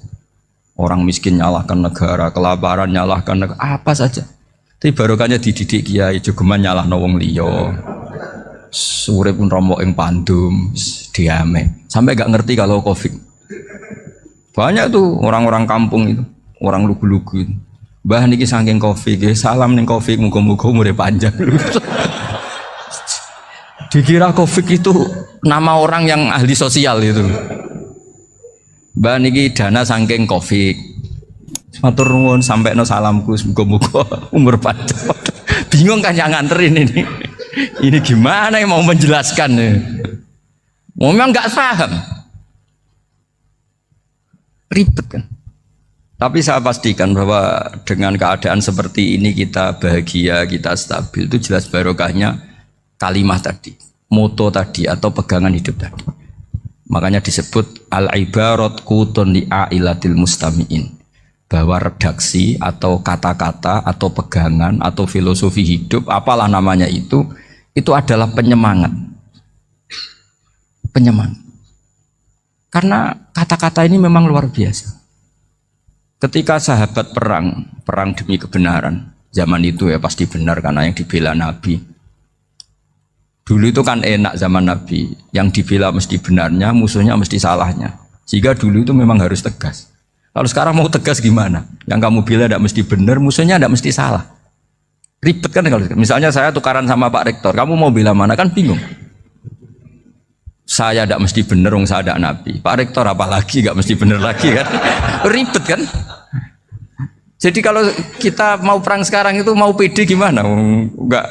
Makanya banyak ulama sekarang tuh mau tegas tuh nggak berani karena ya banyak hal yang abu-abu lah wilayahnya. Misalnya pilihan presiden atau pilihan bupati, pilihan menteri. Kamu mati-matian bela itu, yang kamu bela tidak mesti benar, musuh kamu tidak mesti salah. Misalnya pilihan bupati, wah ini kabupaten ini baik kalau bupatinya ini, yang satu bilang ini, terus tim suksesnya kamu tanya, kamu yakin? Ya tidak juga.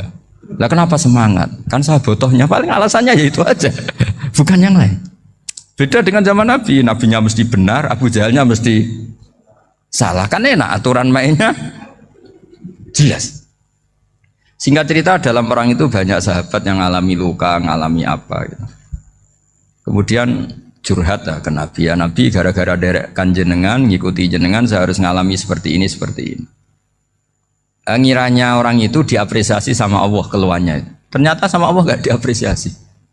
Malah diturunkan ayat intakunu ta'lamuna fa innahum ya'lamuna kama ta'lamun wa tarjuna minallah malah yarjun. Kalau kamu sakit karena perang, orang-orang kafir itu ya sakit, itu saja berani padahal demi kekafiran. Wa tarjuna minallah ma la yarjun, padahal kamu punya nilai lebih yaitu berharap kepada Allah yang mereka tidak punya. Saya jadi kiai itu ya kadang mangkel. Karena yang benci ya benci, yang seneng itu ngel-ngel loh kayak Pak Bejo. Jadi semuanya ribet. Nah iya, yang benci ya ganggu, yang seneng ya ganggu, tambah nemen. Seribet. Tapi kalau sudah ingat bandar narkoba, mereka berhadapan dengan polisi, kadang ditembak karena kesalahannya terlalu fatal. Antar persaingan mereka juga bisa tembak-tembakan karena merebut pasar narkoba. Itu saja mereka berani. Kok kita yang jadi kiai kadang dicium tangannya, dihormati gak berani, hanya takut apa ya, musibah-musibah kecil lah, atau problem-problem kecil. Lah iya, kalau kita bandingannya gitu. Kalau kamu mau tahajud kedinginan, itu masih nanti dihisab Allah itu gitu. Maling ayam itu keluar malam-malam, hanya dapat ayam. Itu gak takut dingin. Ya gak takut digebuki masa. Kamu mau tahajud saja takut dingin. Makanya nanti hisabnya orang soleh itu nanti dijajarkan orang dolim. Terus diperbandingkan. Wah itu habis kamu kalau itu. Jadi misalnya Unisola mau rapat, tapi ini malam, kalau malam dingin nanti sama masuk angin. Anak-anak pang di perapatan aja berani kamu. Kalau sudah perbandingannya gitu tuh ribet kita nanti. Makanya itu kalimat itu moto atau filosofi hidup. Sehingga diulang lagi nasihat itu.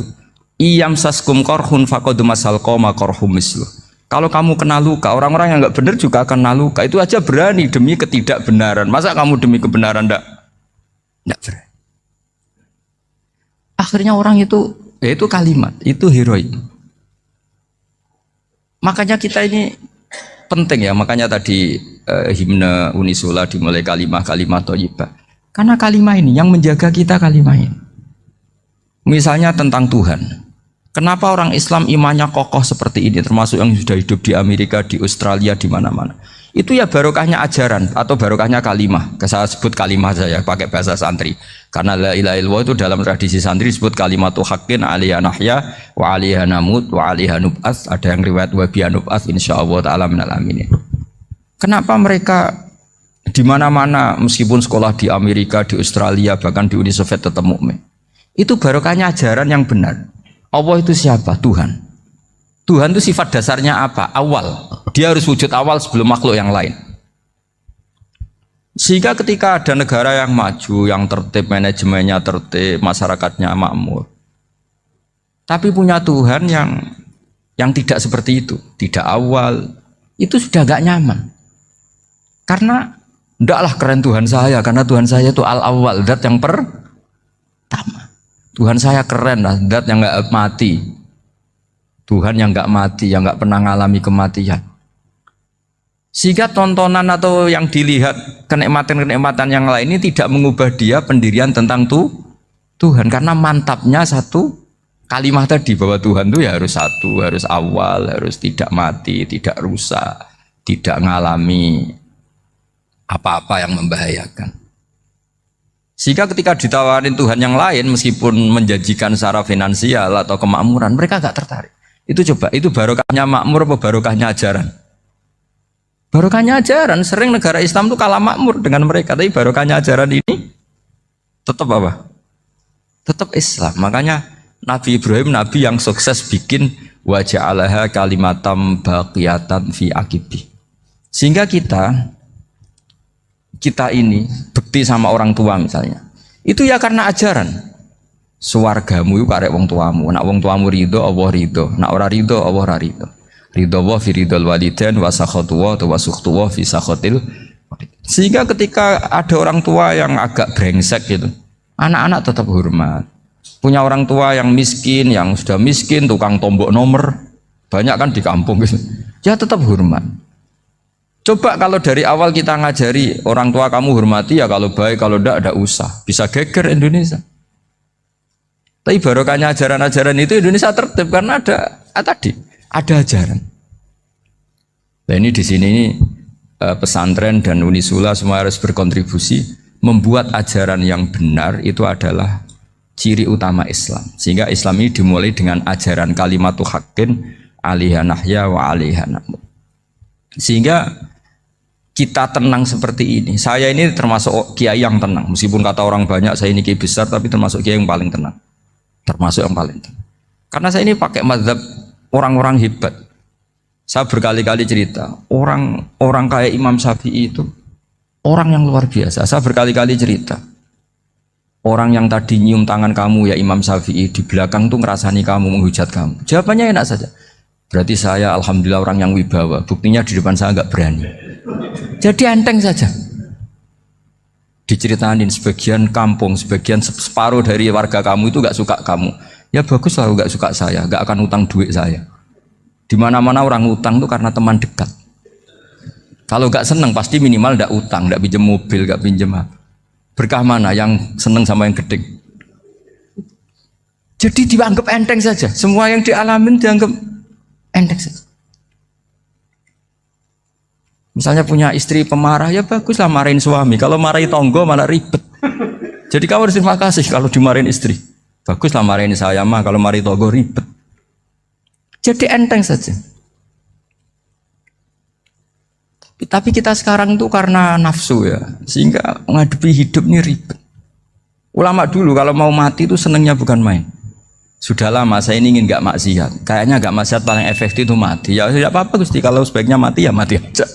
Enteng saja. Jadi melihat kematian itu akhir dari segala keburukan atau potensi keburukan. Apapun baik kita sekarang, suatu saat mungkin kita nggak baik. Yang bisa menghentikan ketidakbaikan atau potensi ketidakbaikan itu apa coba? Mati kan? Berarti mati itu mengerikan apa menyenangkan? Mesti kamu tidak berani menjawab. Meskipun secara ilmu kamu berani, tapi secara rasa agak berani kan? Saya ulang lagi ya, yang bisa menghentikan keburukan atau potensi keburukan itu apa coba? Apa? Kematian. Berarti kematian itu menyenangkan atau menyusahkan? Apapun kamu tidak berani jawab karena kamu agak-agak duniawi itu kelihatannya. Tapi secara ilmu, kamu tahu kan kalau mati itu tidak buruk-buruk banget. Karena apa? Itu akhir dari segala keburukan. Sehingga Nabi ngajarkan kalimat itu begitu luar biasa. Allahumma ahyini maka natil hayatu khairan li wa tawaffani maka natil wafatu khairan li. Nabi melihat dunia itu begitu indah. Ya Allah, kalau saya ini hidup, anggap saja hidup ini ziyadatan li fi kulli khairin, menjadi modal saya menambah segala kebaikan. Jika suatu saat saya mati, anggap mawon rohatan li min kulli syarrin, itu akhir dari segala keburukan saya. Sehingga mati hidup ya baik karena di situ kita bisa berkontribusi beramal soleh. Mati juga baik karena mengakhiri segala keburukan. Nabi nate ngendikan lagi, ajaban li amril mukmini inna amrahu kullahu khair. Orang mukmin itu mengagumkan, semuanya baik. In asobathu na'ma syakara fakana khairan lah. Kalau baru dapat nikmat, dia syukur, maka itu baik. Wa in asobatu dharra sabara. Kalau dapat masalah mereka sabar, itu juga baik. Sehingga orang mukmin dua sisinya pasti baik. Itu juga kalimat, maksudnya moto atau pegangan hidup. Nah, berikut ini saya beri contoh, ini kenangan saya, ini contoh terakhir. Masalah jadi orang terkenal maupun tidak.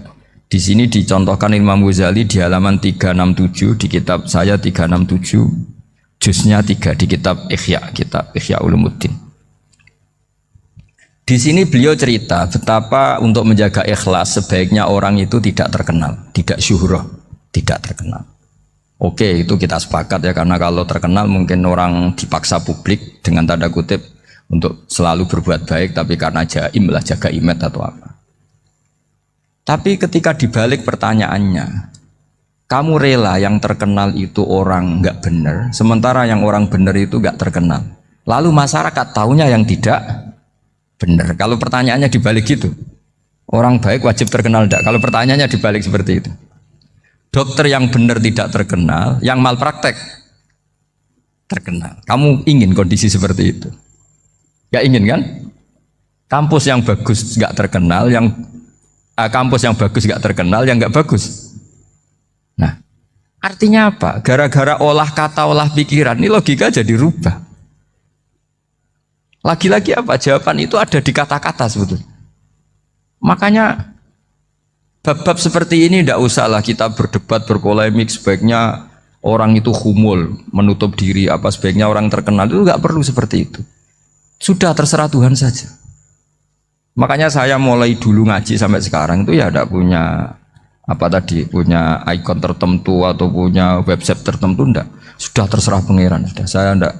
Saya juga tidak sok suci materialistik atau enggak, ya tidak mikir saya. Bukan apa-apa ya, karena saya ini kiai, jadi biasa urusannya sama Allah, tidak sama makhluk. Jadi pusing kalau sama sarah-sarahnya makhluk itu pusing. Meskipun rektor kalau nasihati saya pasti tidak saya terima, itu tetap makhluk, itu sudah ada ngefek kalau saya itu sudah ada itu. Bukan karena saya sombong, ya memang makhluk betul gitu, bukan cuma nasibnya bejo aja, tapi makhluk tetap makhluk. Saya beri contoh ya. Ini makalah yang ditulis Imam Ghazali. Ya. I'lam aslahaka Allah anna aslal jah wa intisarus sayyid atau sayyidi wal istihar bahwa mazmum itu. Balil mahmudu al khumulu illa man saharahu wa ta'ala linasri dini min ghairi takallufi talabi syuhrati minhu. Jadi kalau kamu ingin ibadah kamu selamat, ya kamu jangan terkenal. Tapi resikonya adalah kalau kebaikan itu tidak terkenal, maka agak dikenali. Kalau agak dikenali berarti masyarakat hanya punya percontohan yang tidak baik, karena yang baik tidak terkenal. Jadi itulah ulama-ulama dulu. Jadi apa-apa itu dibanding-bandingkan. Kemudian nanti kelihatan, jawabannya itu kelihatan. Jadi ulama dulu itu biasa ngarang misalnya afatun nikah, sisi negatifnya nikah. Harus ngurmat istri, harus macam-macam, kalau terlantar itu ya dosa. Seperti tadi Pak Marsudi cerita Kalau orang ngapalkan Quran itu takut lupa. Kalau lupa itu jadi dosa.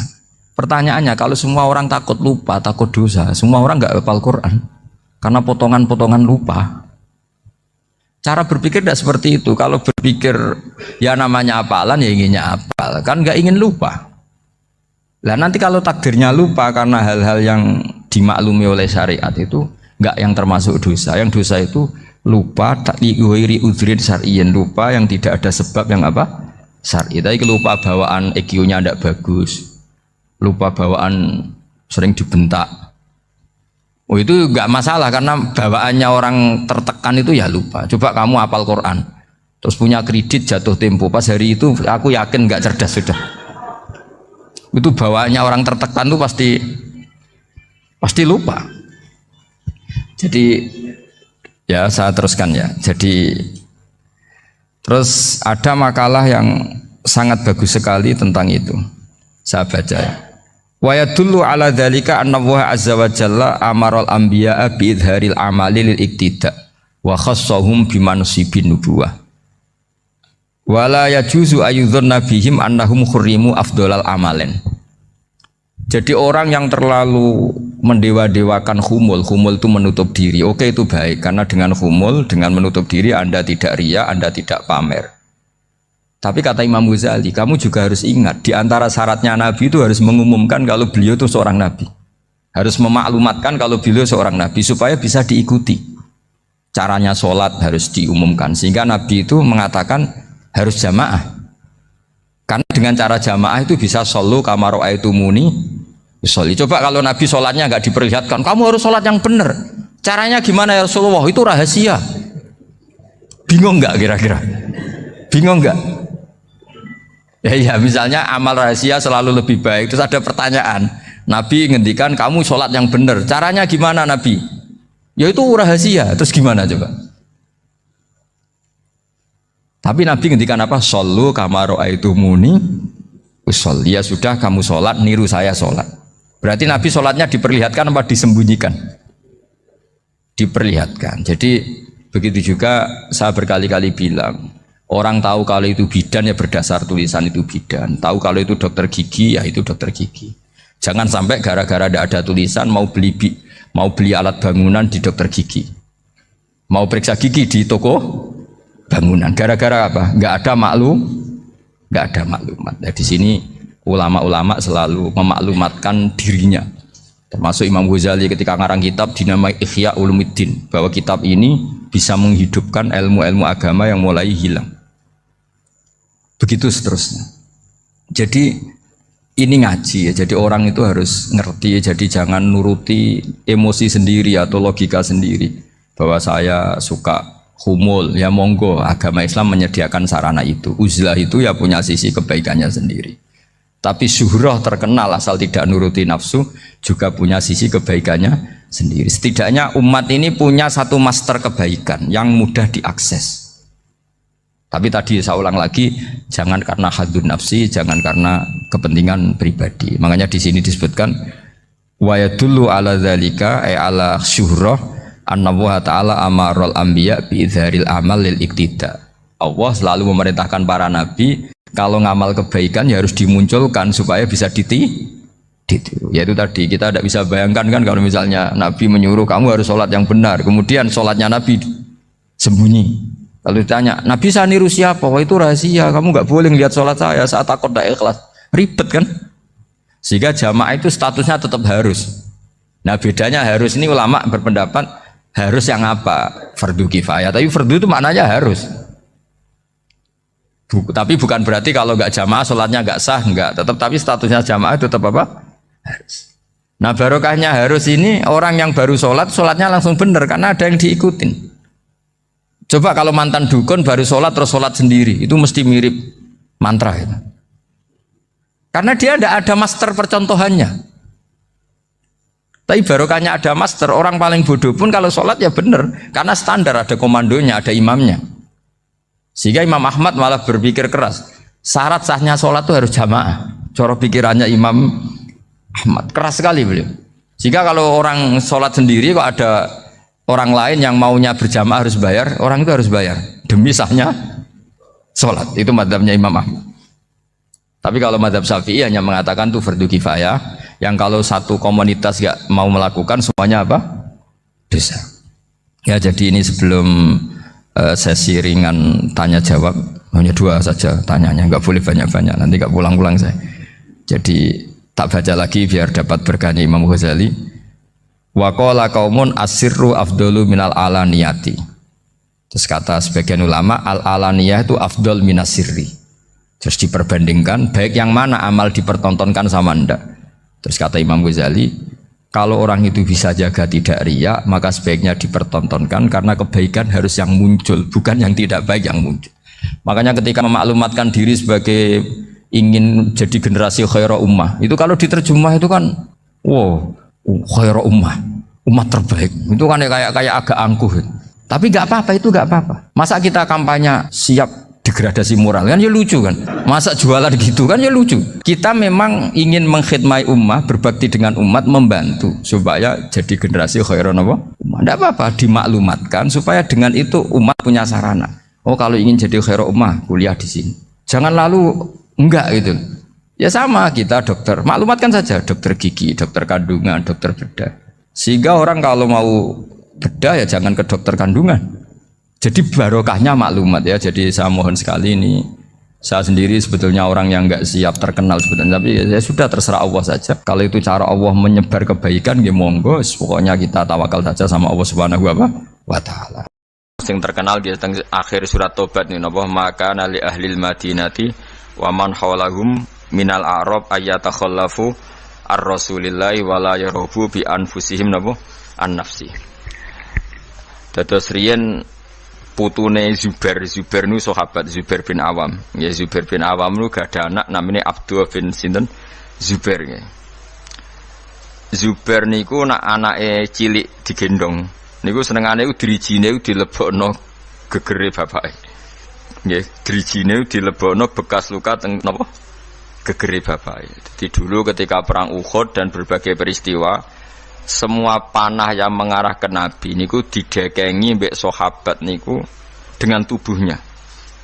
Karena mereka mikir kalau sama-sama mati mendingan kita ketimbang nopo Nabi. Nah ini yang disebut Nabi adalah orang yang paling diperhatikan orang mukmin dibanding dirinya apa sendiri. Tentu keselamatan Nabi ya di atas keselamatan orang apa mukmin, kepentingan Nabi juga di atas kepentingan orang apa mukmin. Karena Nabi ngajak neng keselamatan itu dunia akhirat, sementara kepentingan orang mukmin kadang hanya nuruti nafsu sing ndadekno celaka dunia napa akhirat. Niku sing disebut maka nali ahlil madinati wa man haulahum minal a'rab ayatakhallafu ar-rasulillahi wala yurabu bi anfusim napa an-nafsi. Sehingga dalam konteks ini rungokno tenan ya. Nabi itu khususnya Nabi, karena Nabi pasti benar. Itu tidak nerima alasan keluarga. Makanya kalau ada orang bilang dijak Kanjeng Nabi, "Acung melok aku." Kok alasannya Kanjeng Nabi kalau gak ada anak alit atau bojo kula ejek meteng, itu gak bisa diterima. Misalnya dengan alasan syaghalatna amwaluna wa ahluna fastaghfir lana. Ya Rasulullah, saya ini sibuk ngurus keluarga, ngurus harta, maka mohon diampuni. Padahal mereka sudah bilang mohon itu tidak bisa diterima. Karena logikanya adalah perintahnya Nabi adalah perintah Allah, karena Nabi pasti tidak melakukan perintah kecuali diperintah Allah. Disebut nama wa ma yantiqu anil hawa in huwa illa wahyu yuha. Nabi tidak pernah ngendikan berdasar nafsu, tapi pasti itu perintah dari Allah. Sementara kamu demi anak istri itu pasti nafsu. Kowe mentengno bojo kan mergo wedi ra iso ngeloni, tetap nafsu. Mentengno anak mergo sampe nak tuwa ora ono sing ngrumat. Semuanya itu mesti pertimbangannya nafsu. Meskipun kowe ngeklaim ku kasih sayang opo lah sauni-unimu, tapi ujung-ujungnya iku nafsu. Ini tinggal mulai bojo berat, ora rati anak sing ngrumat tuwa sapa. Nah, makanya orang mukmin sekali Nabi ngendikan, maka tidak ada hukum apapun kecuali harus ngikuti Nabi Muhammad sallallahu alaihi wasallam. Makanya ngendikan Imam Syafi'i, beliau dalam bermadzhab niku tenan ben ngerti fikih sampean. Laisa li ahadin ba'da rasulillahi qaulun. Enggak ada siapapun mustahid, apapun kias itu jali. Kias dari itu logikanya begitu nampak sekali. argumentasi hukumnya yang nampak sekali, tapi itu batal demi hukum jika Rasulullah tidak menggariskan demikian. Jadi misalnya fikih wis dihitung secara sistematik, secara metodologis semuanya begini. Tapi Nabi kok tidak seperti itu, tetap dimenangkan apa? Nabi. Meskipun itu nyulayani kias jali. Kias jali itu argumentasi yang sangat-sangat jelas. Orang terima jelas tapi sangat-sangat jelas. Itu harus digugurkan demi apa yang dikatakan apa? Nabi itu. Makanya Imam Syafi'i masyhur ngendikan masokha minal hadis wa madzhabi. Asal hadis itu sahih maka itu mazhab saya. Contoh yang paling mudah itu begini, sampeyan tak warai ngaji fikih. Uyah kira uyah, ya uyahmu lho. Najis to ora? Najis. Ketika uyahmu sak titik itu di gelas, kemudian disori banyu sak gelas menjadi gelas penuh. Gelasnya ikut najis dah. Ikut karena enggak apa? Enggak 2 kolah atau di bawah 2 kolah. Terus ketika pulpen ada uyah sampean, terus kena tangannya sampean jadi najis tidak? Najis karena yang bersentuhan dengan najis pasti menjadi apa? Najis. Itu kaidah fikih. Jadi asal air itu tidak posisi warid sing dijokno, saya ulang lagi.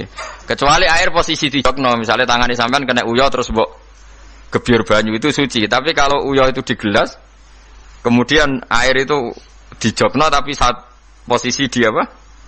Di gelas itu najis semua. Poin intinya ngeten ae, sampean rungokno kok mengke sampean paham duduk perkara ini. Sesuatu yang kena najis itu pasti menjadi apa? Najis. Nah. Dan itu kaidah yang diakui semua ulama seluruh dunia. Tapi problemnya secara riwayat adalah kata Sayyidah Aisyah, saya sering ro'i mani dari bajunya Rasulullah. Saya ulang lagi. Kuntu ufarriku mani ya Rasulillah min saubi. Kulo sering ngeroi manine Nabi di bajunya Nabi. Kemudian Nabi sholat dan tidak membasuh baju itu. Singkat cerita, akhirnya mau tidak mau ulama seluruh dunia mujma'alah mengatakan mani itu suci. Sampeyan keyakinan mani suci apa najis? Suci. Nah, orang mani itu najis. Keyakinanmu mani suci apa? Suci. Ulama satunya darani mani itu suci. Nah, padahal ini nyulayani ku bedani teori kias jali. Mani ini kan keluar dari makhrajul bauli. Gelem ra gelem mani ku umpama suci lah itu kan keluar dari makhrajul bauli, tempat yang dipakai keluar kencing, air seni. Mani pasti keluar lewat situ. Logikanya kalau mani yang cair ini lewat sesuatu yang ada najis, logikanya akan kena najis. Dan itu Imam Syafi'i disoal. Masyhur itu perdebatan Imam Syafi'i sama ulama seangkatannya. Sampai beliau dimaki-maki. Laukanal maniyyu tahiran lakana fi makhrajihi ma yunajjisuhu. Kalau nanti apal tak biringan saiki. Saya ulang lagi ya.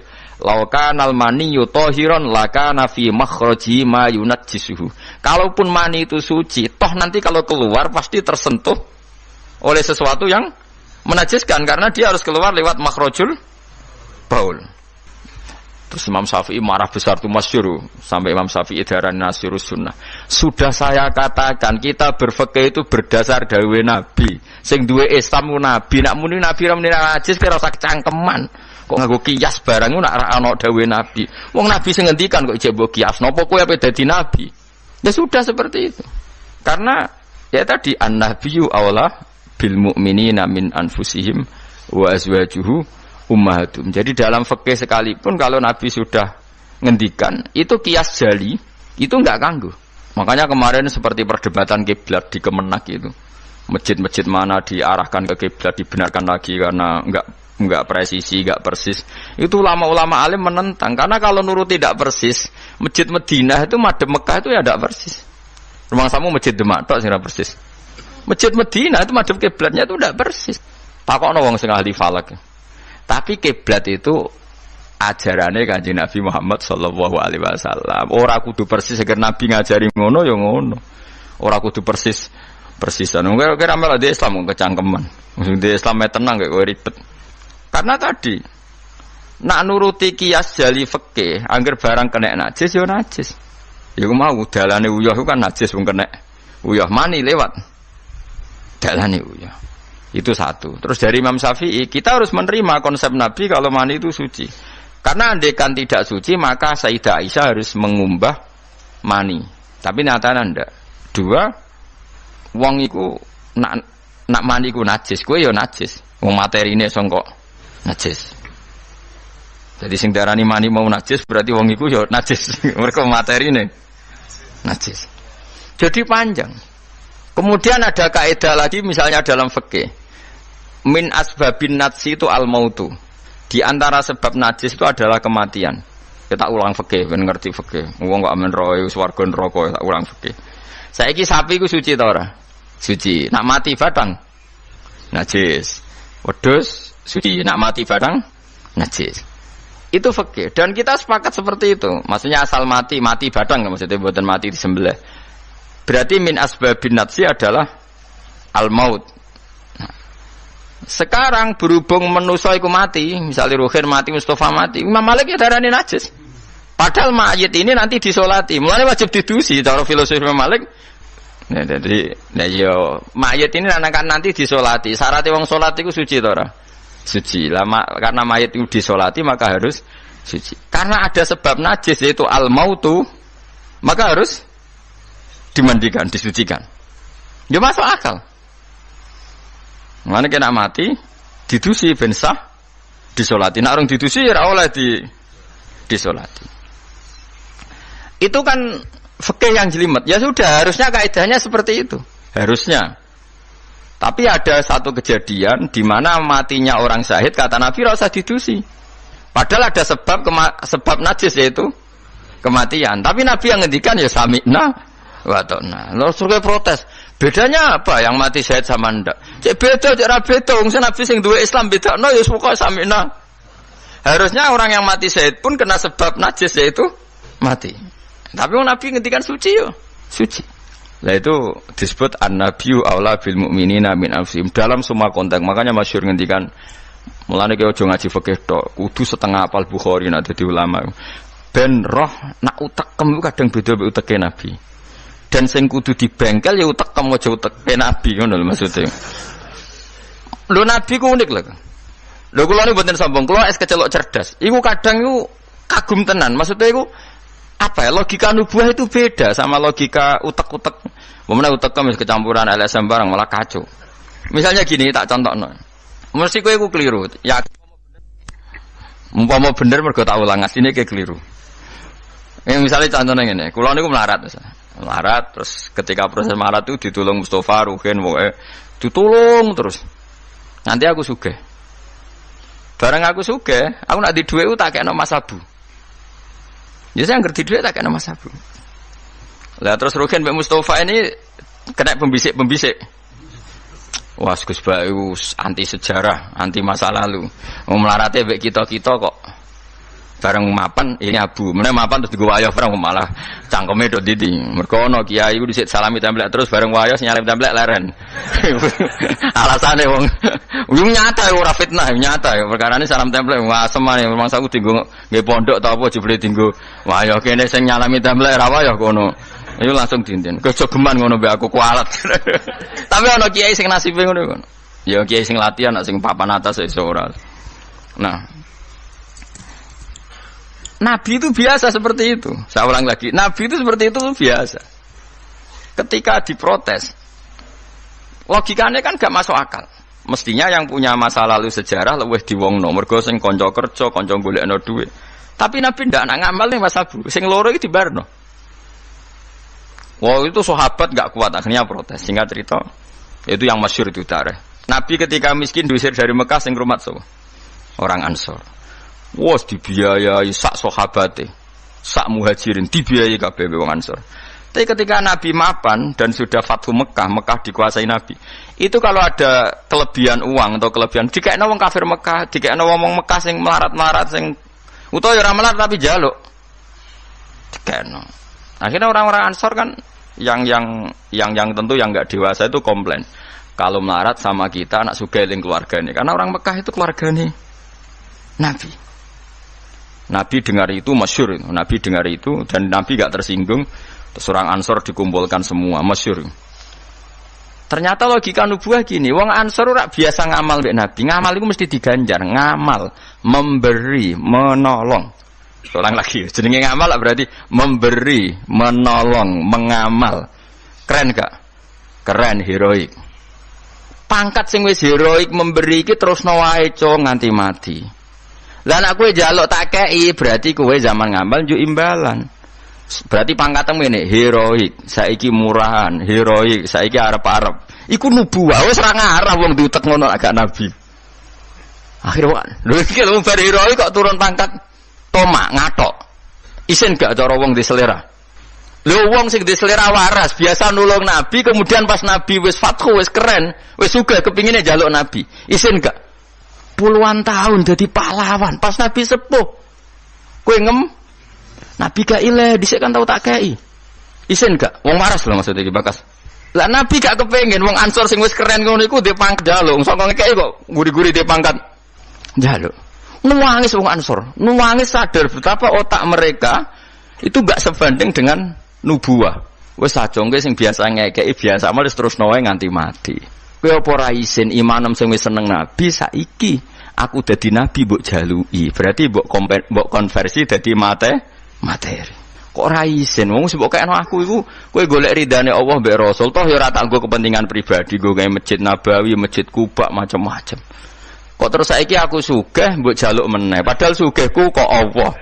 Kon ngedekno Islam. Aku gedekno Islam ya tak kena Mekah-Mekah iku ben gelem Islam to, Islame sing mualaf iku dadi apik. Nangis. Radina billahi robba wa bil islami dina bi Muhammadin nabiyya wa rasulah. Radina qismatan terus masyhur. Mpun nabi kula ridho, mpun jangan atur piye mawon kula ridho. Ya, tapi wong saiki kan pikirane LSM kabeh. Ngrasa akrab ra dijak lunga tersinggung. Misalnya aku akrab ambek Ruhin. Ruhin itu melarat sarapan tak kei dhuwit tak kei misalnya. Bedino awor aku. Bar seminggu aku lunga Jakarta nggo Innova cek kosong. Kok ora tak pamiti, kanca kok ngono. Wis bedino di rumah iku cek gak trimo nak wong Jawa. Kowe di kanca akrab melarat cek sugih ku kaya majikan. Lunga ora mbok jak tersinggung. Akhire kene kanca tapi ngeke alasan, "Sepurane ya aku lunga tapi ra tak aku mbek bojoku." Misale ra mbek bojoku sepurane ya aku kesusu. Mulane jari Imam Syafi'i, kanca top ku kanca sing ra perlu penjelasan. Nek perlu penjelasan ku gak kanca. Perkarane modale suudon. Lah iku ning Jawa niku hebat. Sing suudon ku dianggap cerdas. Iya ya akrab kok ditinggal. Dadi duet kebodohan itu biasa. Dadi misale mau sing melarat wong komplain, wong lunga ning Jakarta mobil kosong kok ora dijak. Lho ngene ku sing dukung akeh. Iya ya kanca kok ngono. Malah ngajak wong liya sing lagi kenal liya kok ngono. Dadi aneh wong Jawa. Cara akal nubuah, tapi cara akal ngene-ngene iki ya adone ngono. Lagi milih di akal nubuah be akal ngene-ngene iki. Ya milih akal ngene-ngene wong kowe ra nabi. Cuma tak terangno nabi ku beda carane. Kok kula cerita nabi ku beda. Dadi ora kena ditebak. Lha iku barokah maca hadis. Kowe roh nak cara berpikir nabi ku beda. Terus masuk akal, sakwise diangen-angene masuk akal. Ya tapi kan angel di akal. Terus contoh meneh. Nabi ku nek ana wong kok mulya banget. Itu jarang dikei itu. Jare Nabi itu kan kancane jenengan kok ora tok mbokei sing iku Islam anyaran mbokei jare. Imane dekne ku iman sing kuat, mentale memberi Islam. Nah iki mentale lagi ingin mendapat dari Islam. Mulane tak kei ata'allafuhum alal Islam. Mulane ning zakat termasuk sing digawe adalah wal muallafati qulubuhum. Ora ono ning zakat kok lil ulama al amilin wal auliya al mukhlisin ora ono. Masa saiki ora ke salah kaprah malah ulama ejo zakat innalillahi wa inna ilaihi rajiun. Ono innamas shadaqatu lil ulama il amilina wal auliya il muqarrabin wasyuhada wassolihin ya ora ono. Iki kan orang-orang keren kudune dengan Islam memberi kok malah bola teh mendapat. Tapi ilmu koyo kula niki wis langka padahal mesti bener. Ora mungkin bener kan mesti mungkin kula mau nerjemah apa sing didhawuhna Nabi teng hadis-hadis sahih. Itu nubuwah, beda cara berpikir Nabi itu beda. Terus kedua, Nabi itu punya kemampuan akal yang susah menerima nubuwah pun Nabi nerangno itu udah gampang. Nah itu memang kemampuan disebut uti itu jawami al-kalim. Saya itu punya kemampuan memaksakan kebenaran ke otak manusia dari Nabi. Uti itu jawami al-kalim. Misalnya gini, itu Mas Yuri, saya teruskan cerita tadi. Ketika Mekah itu sudah kebuka dan Nabi itu nyaman di Mekah, nyaman sekali karena memang kampung halaman. Kelihatan asik, ketemu misanan, minduan, ya pokoknya asik lah, happy. Orang-orang Ansor mulai khawatir. Dulu Nabi diusir dari Mekah kan karena lemah. Sekarang Mekah sudah dikuasai Nabi. Pasti Nabi nanti kerasan ke Mekah dan tidak mau kembali ke Medina. Terus kata Nabi, dengar itu ya nggak tersinggung. Terus kalau ada uang kelebihan ya dikasihkan misanan minduan orang Mekah, orang Medina nggak dikasih sama sekali. Ketika itu dipergunjingkan, terus Nabi dawe lucu Nabi. Dawe ringan nih, Jong. Delok wong-wong sing tak kei wedhus bar mulai nggo wedhus, sing seneng dhuwit tak kei dhuwit ya mulai, sing seneng unta tak kei unta ya mulai. Engko kowe mulai iku nggawa aku. Wa tarjiuna antum bi Rasulillah ila rihalikum. Atardona ayarji annasu bisyati wal ba'ir wa tarjiuna antum bi Rasulillah. Wong Mekah bar tak kei mulai. Terus kowe kok mulai nggawa aku marang Madinah. Kowe milih ndi nggawa wedhus mbek nggawa Rasulullah? Wah, gemile go jenengan pun mung kakek kabeh pun. Artinya apa? Akhirnya orang Ansor sadar bahwa mendapat Rasulullah itu enggak terbandingkan atau tertandingi oleh materi. Iku masyhur hadis itu. Atardona ayarji annasu bil syati wal ba'ir wa tarjiuna antum bi Rasulillah. Wong Mekah itu tak kei dhuwit mulai. Kowe mulai kok nggawa aku. Mulane Rasulullah akhirnya badhe Fatih Mekah kembali ke Medina. Wong Medina sewenang. Wis donya kekno Mekah Nabi. Penting kula untuk jenengan. Ini akal nubuwah. Lah cara akal LSM, cara akal sampean kan yang berjasa banyak ya nanti mendapat banyak. Meneh partai politik tambah kudu untuk akeh. Ngamal sithik kepentok akeh meneh ngamal akeh. Nah, teori seperti ini nubuwah ini diwaris Abu Bakar radhiyallahu anhu ketika beliau jadi khalifah. Kadang orang Islam anyaran itu sekretaris negara. Sing ahli Badrin sing suwi berjuang malah cara saiki mau RT bu RW. Do protes ya ana sing protes. Ini gimana? Jadi Abu Bakar, mulyane wong Badar iku wis mulya indawa. Dadi jabatan dunya iku wis ben dipek-pek wong sing rai-rai dunya. Itu nubuwah. Sehingga orang biar terlatih dengan derajat di akhirat. Lah saiki gak Kang wong dilatih derajat dunya. Misalnya ngeten contoh semaling gampang sing kula lakoni, wong kabeh wong saleh sak donya nglakoni. Kowe anggere bengi kan sujud. Paling gak salat isya lah nek tahajud kita ora. Isya lah misalnya. Isya kan yo bengi, napa? Isya kan yo bengi. Ketika kita sujud, itu nikmat yang luar biasa.